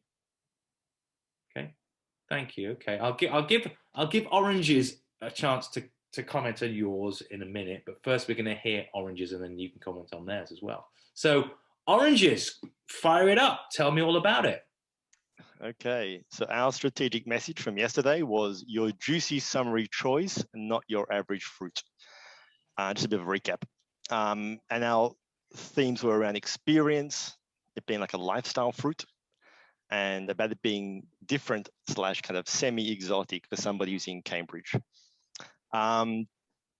So our what we came up with, our rule of threes, we came up with juicy, fruity, golden beauty. So kind of using this theme of it being kind of, it's obviously a fruit, so it's fruity. It's juicy because it's full of juice. And it's orange, it's a golden beauty. So juicy, fruity, golden beauty. Our use of a quote / bad humor would be, this kind of more we could imagine like in the end of a publicity advert would be something like, how do you like them apples now? Which is a kind of a nice little in your face. When we're kind of like, it's like something, what we came up with, it's like a burst of summer in your mouth. So sticking with this idea of this explosion of flavor and being juicy and obviously delicious. Reiteration / a bit of imagination, we came up with, you juice them for breakfast, you juice them during a tequila sunrise. Your thirst quenching, juicy, summery choice. So that were kind of the four we came up with. The kind of like fragments that I think could be each used somewhere in some kind of presentation / kind of way of convincing people about how great and fun oranges are. Okay. Great, thank you very much. Juicy, fruity, golden beauty.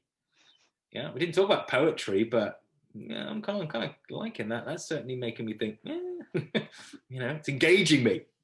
No, I'm still not going to go buy the orange, but you know, someone says that to me, I'm going to. Yeah, interesting. I like the way those words are put together. Yeah, we talked about this. You know, you give a presentation and you're saying, how do you like those apples now?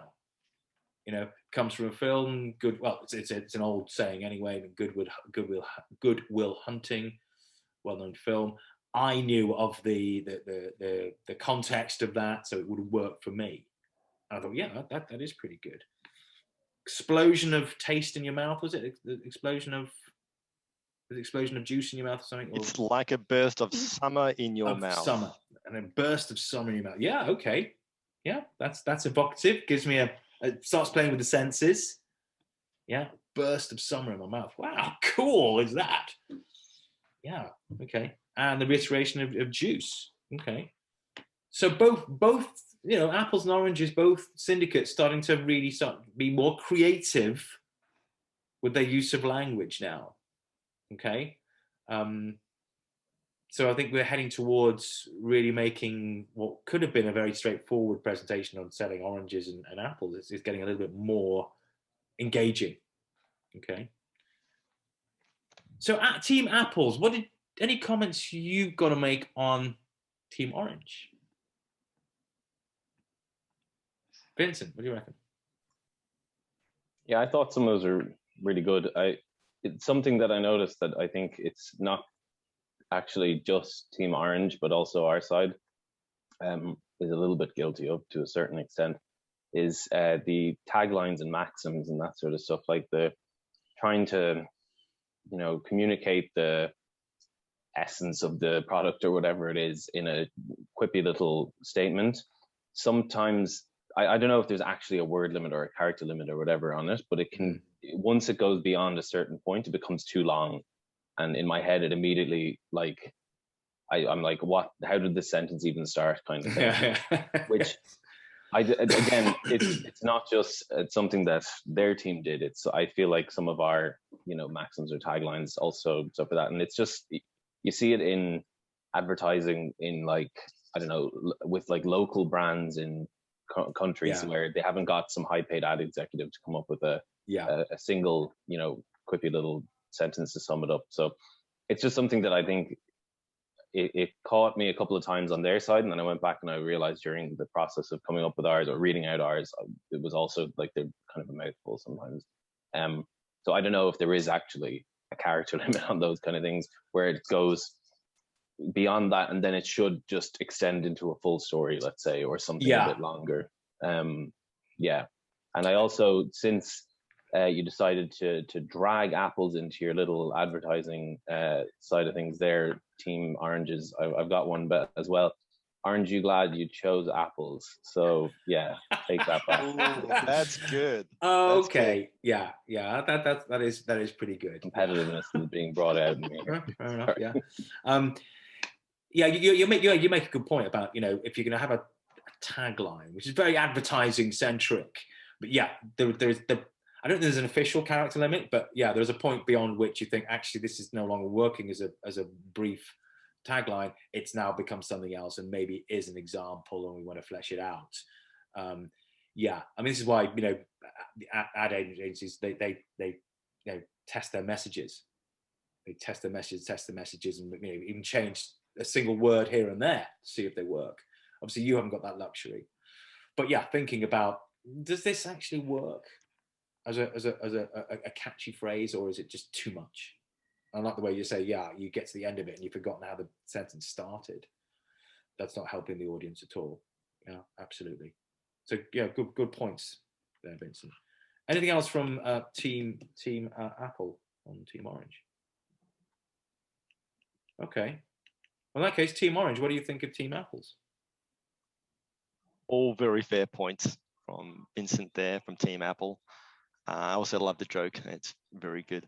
I mean, like, he's spot on. Like our reiteration, or this imagination idea, our last one, you juice them for breakfast, you juice them during a tequila sunrise, your thirst quenching juices. And like, I don't know where it began or what the point is. So I think that's really, really valid. And yeah, that should probably be like a story, as he's saying. But also, like, thinking about our case as well, like, did we kind of get too lost in words and rhyming and not thinking about the themes, like, more closely? Yes. Yeah, like, we were obviously a bit pressed for time, but thinking more about like the fun aspect, but we didn't kind of keep on drawing back on our themes, which would probably give us more focus, I think, what we ended up coming out with. But this is all about apples, right? I thought this is really good, very pragmatic, very kind of straight to the point. And it, really just kind of explains why they're good for you. I thought it was a good series of observations. Obviously, like everyone, they kind of need some work, but I mean, I thought it was good. Yeah. Anyone else from Team Orange want to make a comment? No. Okay. Yeah. Was absolutely. muted. Sorry. Yeah. No, fully agree. I think it was quite. I found it quite well. I mean, structured in meeting a little bit the different pillars of your reasoning. So we jumped a little bit more on getting the poetry, as you can say. But but then I think I agree with Vincent, and it applies to both. I mean, at one point is a little bit too much, actually, for one single food. I personally, I feel it for both. I mean, it's a little bit too much, not what I could digest. Yeah. But in terms of exercise, I found the approach was really quite structured and pragmatic. Yeah, no, absolutely. Yeah, the Team Apples definitely were more. Let's think mechanisms in each theme, whereas Team Oranges were a little bit more creative and said little flashpoints here. Where are the flashpoints going to be? And it actually did reflect. And this is just the way it's worked. And I don't think it's anything to do with maybe it is something to do with the fruits that are chosen. You've both come at it from a different angle. One is more about the experience and therefore more creative than the other, which is more pragmatic and technical. Both have value, but it's interesting how you both started coming at it from different angles based upon the source, which possibly is the fruit itself. The fruit lends itself to a way of approaching and presenting it. Absolutely. And interestingly, actually, Andrew, you mentioned about, you didn't focus on the themes, but interestingly, you mentioned about themes.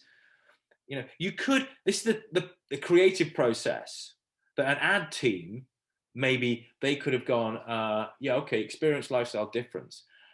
And then days later gone, actually, you know what our 3 themes are going to be? They're going to be breakfast, lunch, evening.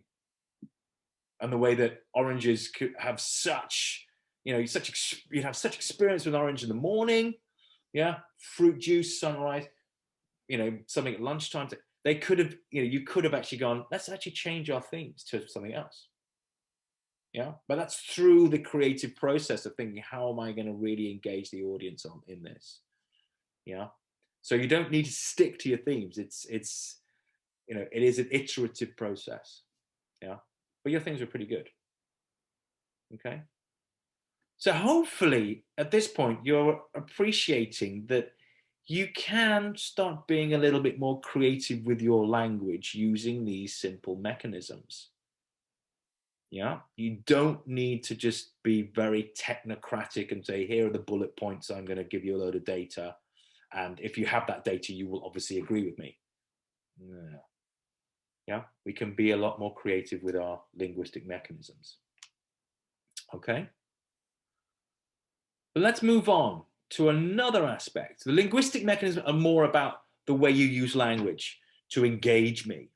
Yeah, but also what we want to be doing is we ultimately, the goal of your presentation or speech is to change my behavior. Remember, our objective is about getting the audience to do something. Yeah, and you must always focus back on that.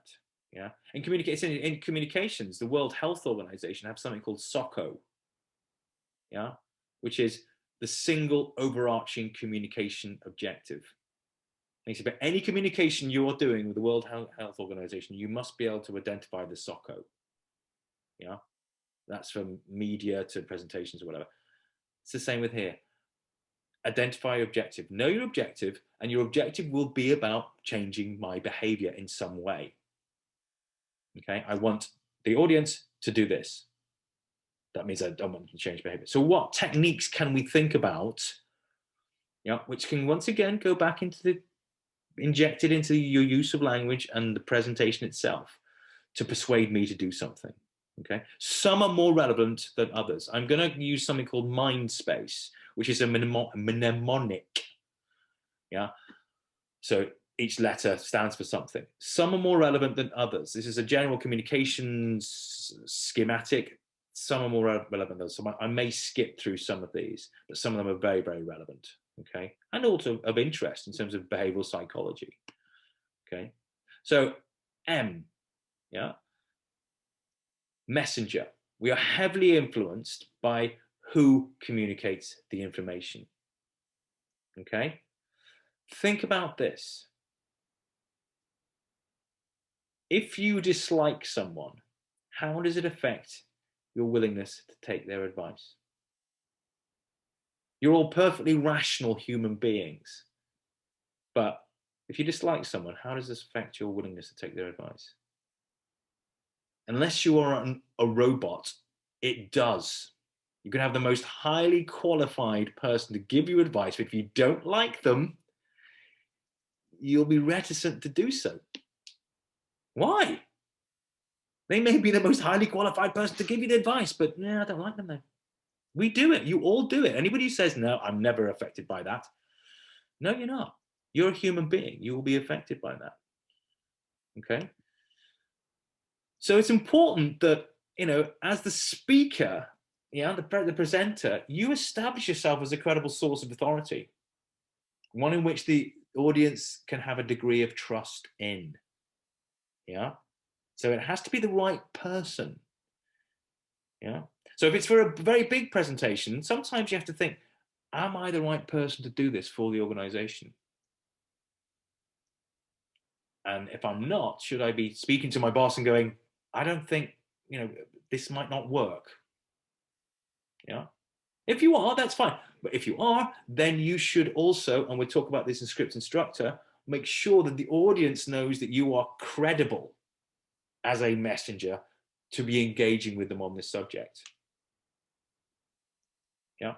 We'll talk more about script and structure, but yeah, who delivers information matters a lot. Okay. Then the I, mind space, out of mind space, I, incentives. This is all about our subconscious, and we all do this, yeah? Our responses are shaped by predictable mental shortcuts. Yeah, what are called, it's called heuristics, rule of thumb, and we all do it, and we make mistakes. Yeah, some of the theories based on Daniel Kahneman's work, who was he was actually an economist, but he was also a psychologist as well, or a behavioral scientist. And he posits, and which has been widely accepted now, that we as individuals, as human beings, operate in two modes cognitively, yeah, in a fast and a slow mode, yeah. System one is fast, where as human beings, we're going around and we're instinctively reacting to the world around us, yeah. We don't have to think too much about stuff, yeah, we automatically do stuff. And then there's also the slow, where we have to analyze and slow down and think. Okay, we're happy in fast, yeah, just boom, boom, boom. We're quite happy, quite comfortable. We're used to it. So we just go, like, you know, you walk, you know, when you walk across a crowded area, yeah, you are doing fast calculations all the time without even knowing about it. But sometimes you have to go into the slow mode, system two, which is demanding. And here's the proof. Okay, I'm going to give you a little test, yeah, and I want you to put in chat the answer. So get your chat up and put the answer. Okay, and I want you to do it. We know, you know, this is a really simple question, so I want you to just answer it. Okay, here's the test. Yeah, you've got a bat and a ball. Together, the bat and the ball cost $1.10. Okay, the bat costs $1 more than the ball. How much does the ball cost? In chat, please.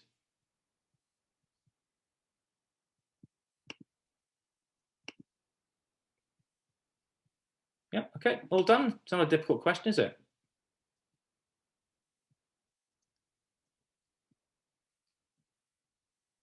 Anybody?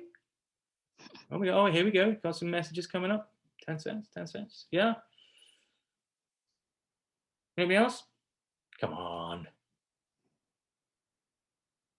So Noah and Diana are the only ones who can answer it. Do you mean afraid to commit? It's going to be wrong. I know it. Why? It's a simple question, isn't it? I have PTSD from primary school with this. This is really like... Yeah, me too. Yeah. Okay. Yeah. Come on. What's the answer? How difficult can it be? Fiona, what do you think? Come on, Vincent, commit. I think it's a trick question. It's not a trick question. It's not. It honestly is not a trick question. Don't tease us like this. Well, I'm waiting. Vincent and Fiona, come on. How difficult can it be? Come on. Still. 1 cent. Okay, 1 cent. Okay, Fiona, come on. Come on. Be bold. Just do it. Just do it. Just do it. What do you think? Just do it. Okay, 10 cents. Okay, so what we have, the answers are 10 cents from everybody except Vincent's gone off the rails, man. It's going for 1 cent. Okay, well done, everyone. No one got it right. How difficult is it? The answer is 5 cents. The answer is 5 cents. Yeah. The ball costs 5 cents. Yeah. The bat costs $1 more than that, which is $1.05. Add them together, $1.10. Don't worry, everybody gets it wrong. Well, the vast majority get it wrong. That's because we often, I mean, okay, Fiona and Vincent are going, there's something going on here, I'm not sure. Yeah. But instinctively, people often just go, yeah, it's 10 cents. Obviously, it's 10 cents. That's because we're operating heuristically in system one. Yeah. We go, oh yeah, that's the answer. And we're wrong. Often we are wrong. Yeah, we can make snap decisions because we don't want to go into the system two slow thinking. Okay. No, but Vincent and I just stopped thinking altogether, refused to think, right? And said, Eventually you gave up and said, oh, I'll just go with the crowd. We'll go with the crowd. We'll talk about that in a minute. Yeah. Interestingly, yeah, if I do this in a classroom, yeah, and I make everyone write it on a piece of paper. Yeah. So no one knows what the other answers are. And that's interesting. So you can start playing with people there. And yeah, because actually, if you have 10 people in a room and you give them that and they all write their answers on a piece of paper, yeah, and someone might have got it right, but as all the wrong answers start coming across, you go boom, boom, boom, boom, boom, boom, boom. The person who's got it right starts thinking, oh my God, no, it's not 5 cents, it's 10. It's 10. Because they're following a social norm, which we'll come to in a minute. Yeah. But the thing is, yeah, we are lazy. Yeah, we use shortcuts and we often get things wrong. If you make your audience work too hard, they will give up. Yeah, that's the point of that. Do not rely on audiences just to instinctively get to the same conclusion that you would have. Okay? Don't make them work too hard, because if they have to, they probably won't, and they'll make the wrong call. Okay? They're norms, social norms. We are strongly influenced by others, herd mentality. Yeah, it's that batting the ball, 10 people in a room, yeah, you ask them all to give their answers. Well, come the end, the last people you give the answer, they are heavily influenced by the previous answers. Yeah. Some campaigns, seatbelt campaigns, one of the biggest, most effective ones in the US. Most of us wear seatbelts. I don't want to be different. Yeah. The best way of reducing your household energy consumption is actually letting people know what others in your street, how much money they're saving.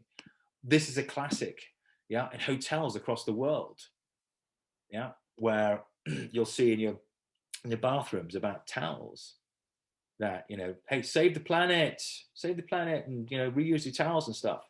It's been proved time and time and time again. The most effective way to get people to reuse their towels is not to say about save the planet, is to say that, put something on there that 85% of people in this hotel reuse their towels.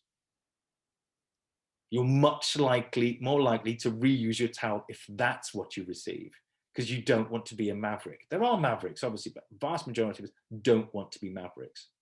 Yeah, it's even more localized. You can raise that percentage by saying, 93% of people in this room reuse your towels. The likelihood of you reusing the towels goes up in that case, because it's even more locally contextualized. So what's the point of that? Well, yeah, we're sheep. So yeah, support your argument or case by demonstrating that other people do this. Yeah. Apples. Yeah. Apples are the most popular fruit in Britain. Eaten by millions of people every day. That can be an influential factor on me. Yeah. This program that we want you to support, it's been successful in this country, in this country, in this country, in this country. Oh, yeah, it's been used by this donor, this donor, this donor. They've all supported it. Oh, okay. Yeah, the norm is this. I am more likely to go along with the norm than not. So there are mavericks, and you can't just say, hey, do this because everybody else is doing it. You need something else as well, a lot more. But it is part of the armory of getting me to behave in the way you want me to do, because it's the norm. Yeah, this is what normally happens. Okay, so think about that in terms of the way you put things together. Just going to let Ilaria in. Norms, very, very powerful. Okay, very powerful. This one less so. I think this doesn't necessarily apply to presentations, so we're not going to dwell on it. But it is about, basically, we don't like changing necessarily. We don't like necessarily change. Yeah. So in terms of organ donors, yeah, certainly in the UK, the quickest way that they got organ donations to go up is actually to put it on your driver's license application. And you had to opt out. Most people, once again, lazy, they didn't. Okay. Keep calm and go with the flow. The S of mind space, salience. We're strongly drawn to what is relevant to us, and our behavior is influenced by what attracts our attention. And this goes back to, I think, Noel, you were mentioning about, you know, bring something different, a different way of presenting amongst lots of other presentations. People will notice, yeah, because it's new, it's novelty, yeah. Accessibility, less relevant, and simplicity. When we start breaking it down into three chunks is simple, as opposed to a mash of information, yeah, which isn't simple to decipher. Distilling it, making it simple. Simplicity is key. Keep it simple, stupid, yeah. All good public speaking has something novel, is easily understandable, and beautifully simple, yeah. Simple. Don't overcomplicate it. People overcomplicate it in public speaking and presentations. They overcomplicate it for themselves often. They think more complicated it looks, the cleverer I look. That's not the point. It's not about you, it's about the audience. Okay. One way of doing this, though, is something I've come across, is, you know, making it novel, a new approach. Yeah. It's something called Fast Idea Generator. And this was generated by a bunch of an organization in the UK called Nesta, nesta.org. And I'll just put it in the chat, actually. Worthwhile looking at, because they do work. Has anybody heard of Nesta? No? Okay. They do work in the development sector. And part of their remit has been, they were funded by the US government, the UK government, now they're a social enterprise, is to help the development sector communicate better. It's part of their remit, amongst many other things as well. But they've come up with this thing called Fast Idea Generator. And it says, well, if you apply so you have your standard approach.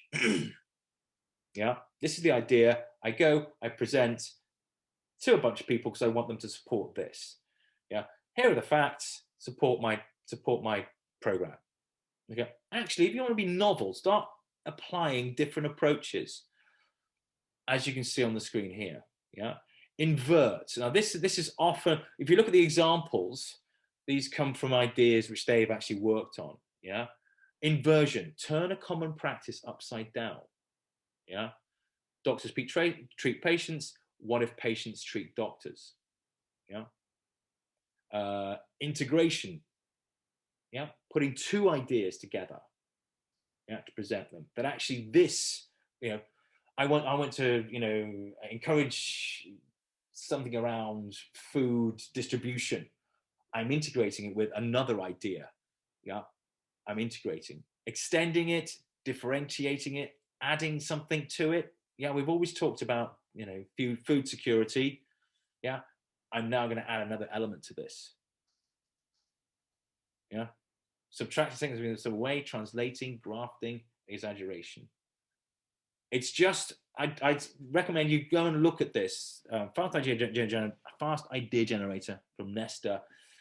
It may give you some insight of how I can just come off beam a little bit. Yeah.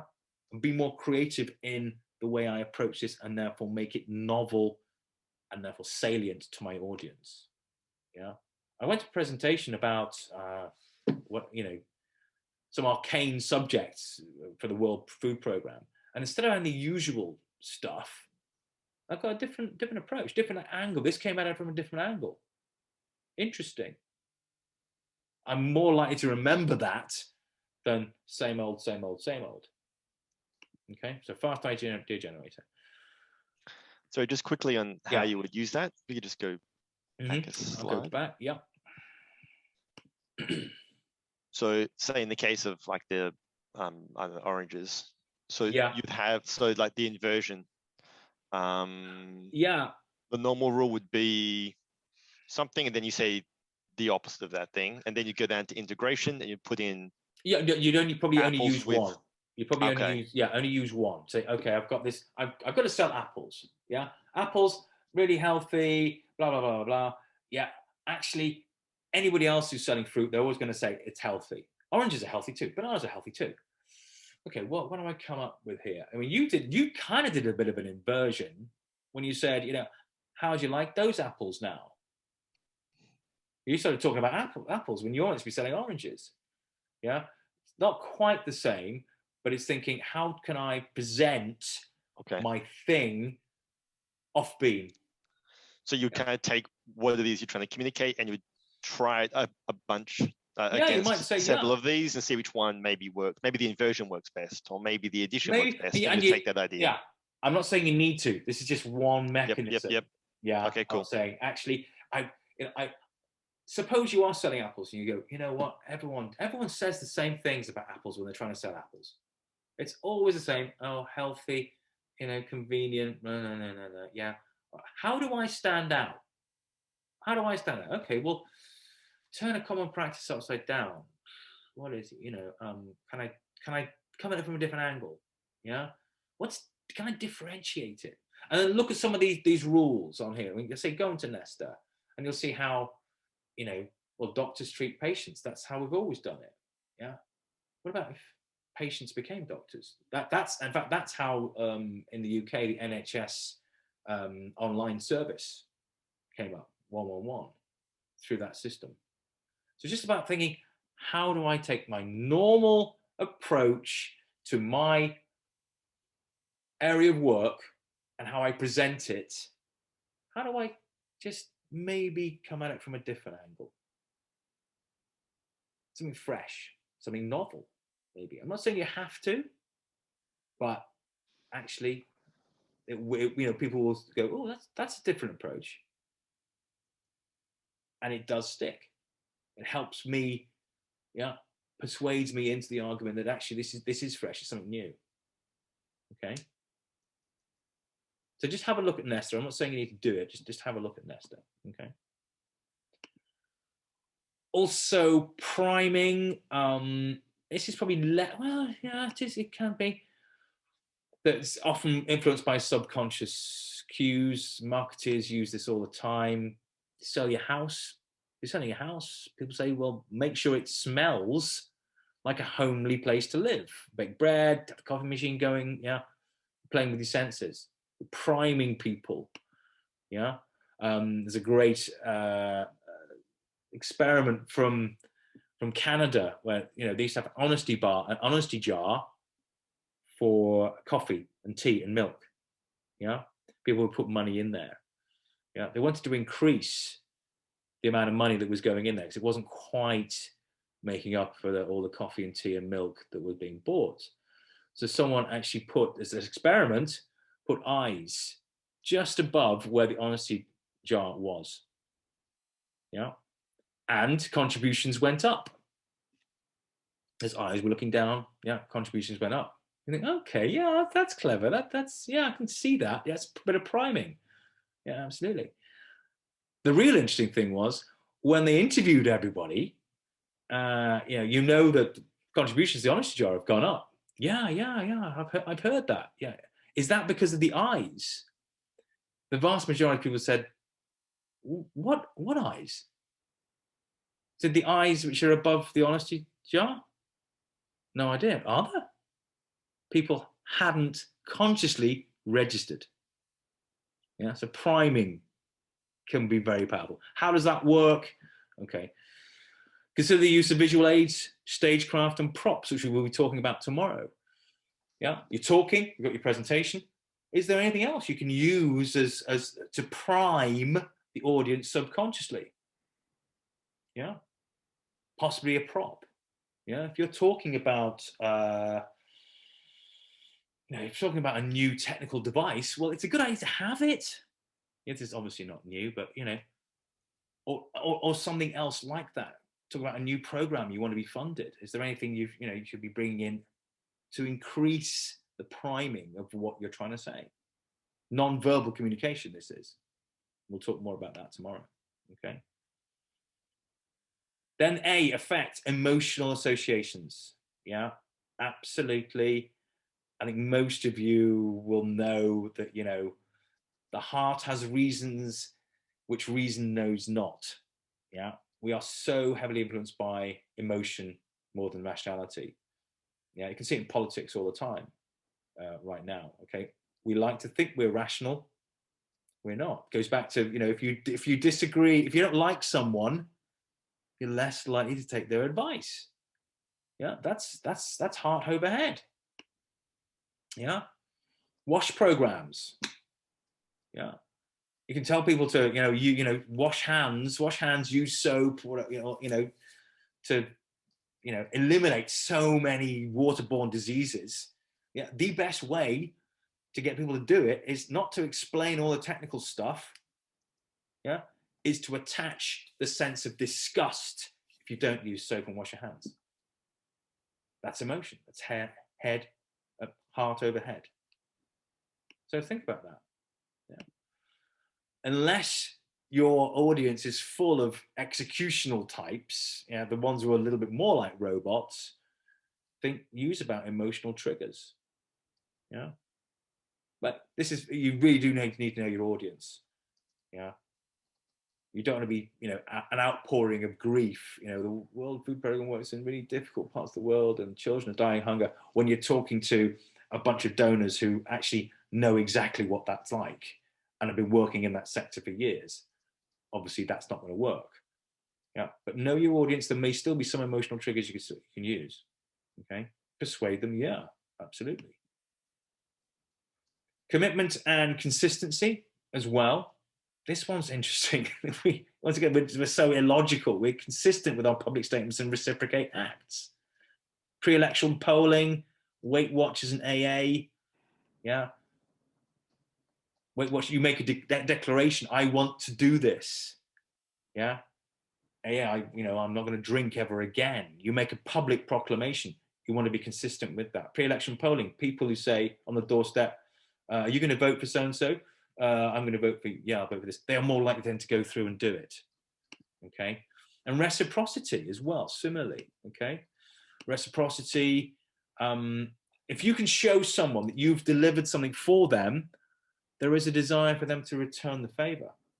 Yeah. Hare Krishna back in the 70s, they used to collect money to the public, funded by public donations. A bright spark in the 1970s. The way we actually increase our donations is when we go to, they used to hang around business centers and airports and stuff and go up to business people and say, can you support Hare Krishna? They said the way we do that is we do the same. We go up to people, we give them a flower and say, can you support the Hare Krishna organization?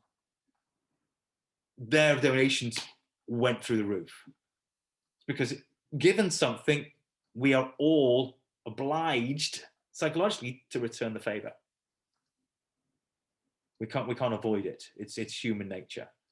Yeah. So we need to reciprocate. So if you want someone to support your program and there's something you've delivered for them, it's worthwhile mentioning it. Yeah. Not in the way of, hey, we gave you that, so you should be giving it a bit back, but a reminder that, a bit of reciprocity is not a bad thing. Yeah. This is why social validation is the same as well. Okay, commitment and consistency. Yeah.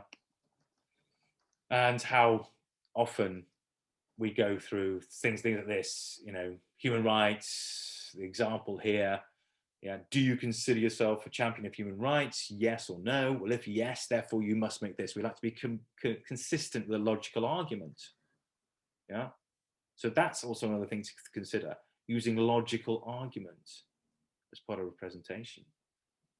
Yeah. If you believe this, therefore you must believe that, and therefore you must obviously want to support this program. Hard to fight about when someone is taking you through a logical process. Yeah. Within one of your themes, possibly. Yeah. Within one of your themes. Okay. There you go. Especially the execution in this case, they like logic. Yeah, they like logic. So use it as part of your presentation. Yeah, I'd like to show you this, and you support that. Oh yeah. And this. Oh yeah. Therefore, you must support this. Yeah, difficult to go against that. Okay. And lastly, ego. Yeah, I don't know. This might apply to presentations. We act in ways that make us feel better about ourselves. Fashion products do that. The Toyota Prius, I won't even go to that story. power of positive self-image. If the audience is made to feel good in supporting you in doing what you want them to do, they're more likely to acquiesce. Yeah. So make them feel good. Yeah, this is the centrality of this was Barack Obama's 2008 campaign. Yes, we can. Made me feel good about supporting something. Yeah, very powerful. So ego, play to the ego. Yeah, make them feel good about going, yeah, we will support that program. I will buy that apple. I will buy that orange because I'll feel good about it. It makes me feel good. Yeah, I'm an orange kind of guy. Yeah, the juicy, fruity, golden beauty. I feel good because I got that. Yeah, Stuck. so ego. It's stuck. Yeah, it has stuck. There you go. Stickiness. Yes, it's another thing we talk about. Like so they're behavioral techniques. They're the behavioral techniques. Okay. We've looked at linguistics and language. Now we're starting to think about, okay, how can I use some persuasive mechanisms within that language to get my audience to do what I got to do? Because we have a single overarching communication objective, as the World Health Organization would call it. So are there any questions or comments on that? We can talk more about it in our one-to-one sessions. Okay. Well, with that, when we talk about the next lesson, we're going to look at how we structure this presentation. At the moment, it's all little bits. The themes, we've kind of got a bit of structure with the 3 themes. How are we going to put this together and build a structure to it, and how we're going to script it without doing a verbatim script. We're also going to look at non-verbal communication, which is about body language, but also about props and visual aids and stuff. For next lesson, though, you have the one-to-one mentoring sessions. Okay, just going to bring those up on the system. I might need to log back in. Let me have a look. Let's log back in, see who's booked what, so we all know the times. Logging in now. Okay, so we have 2 slots left for Andrew and Ilaria, I think. Yeah, that's right. So we've got 1 o'clock and 3 o'clock GMT. Okay, so that's 3 o'clock and 5 o'clock, is that right? Yeah, 3 o'clock and 5 o'clock Rome time. Okay, so who wants to do 3 o'clock Rome time? Andrew or Ilaria?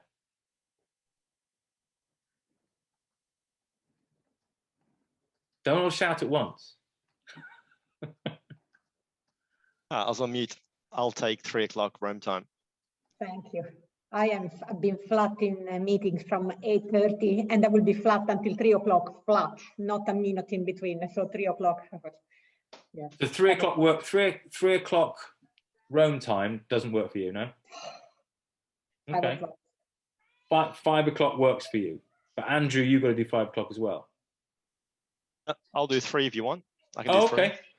So that's 1 p.m. GMT. Okay, I will do that. So Andrew, you are on at 3 o'clock your time, and Ilaria, you are on at 5 o'clock your time. The rest of you, we have Fiona at 3:30 your time. Yeah. Diana, you are 4 o'clock your time. Vincent, you're 4:30 your time. Yeah. Ilaria, 5 o'clock your time, and now 5:30 your time. Yeah, because you're all in Rome or in Zimbabwe, aren't you? Yeah. Okay. Super. So, and we'll discuss more about developing your presentations then. So, assignment 2A is what we're going to be starting with. We've also got assignment 3A, which we can talk about as well. Yeah, which is actually starting to do what we've done today. And we can talk about it during those one-to-one sessions. Yeah, assignment 3A is really fleshing out the information, stories, and examples using linguistic mechanisms and behavioral techniques.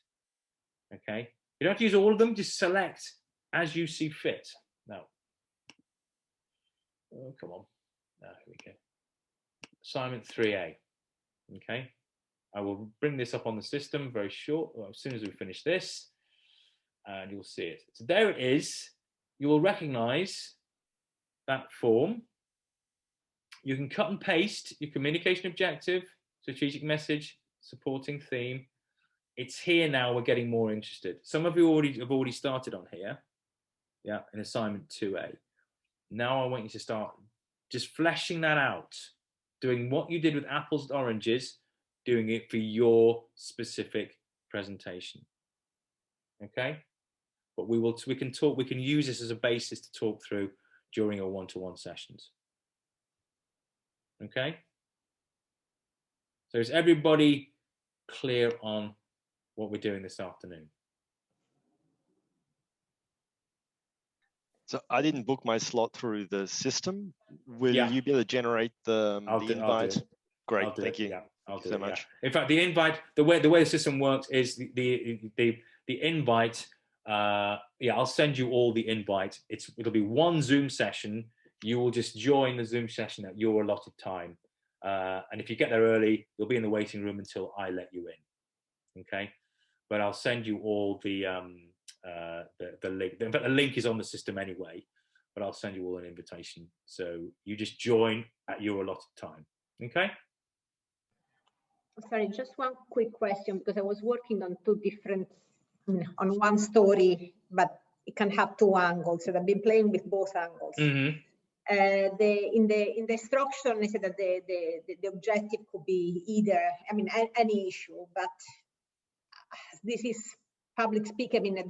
Is it preferable if we focus on an external pitch or an internal pitch? Doesn't matter. Doesn't matter. Yeah. Doesn't matter.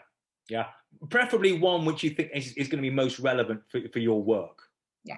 But no, it doesn't matter. It could be an internal thing or it could be external. It doesn't matter. Okay. Excellent. Okay. Well, I'll see Andrew in 2 hours' time, and I'll see the rest of you throughout the afternoon, and then see all of you together tomorrow morning. Talk later. Bye. Talk later. Cheers then. Bye. Bye. Bye-bye.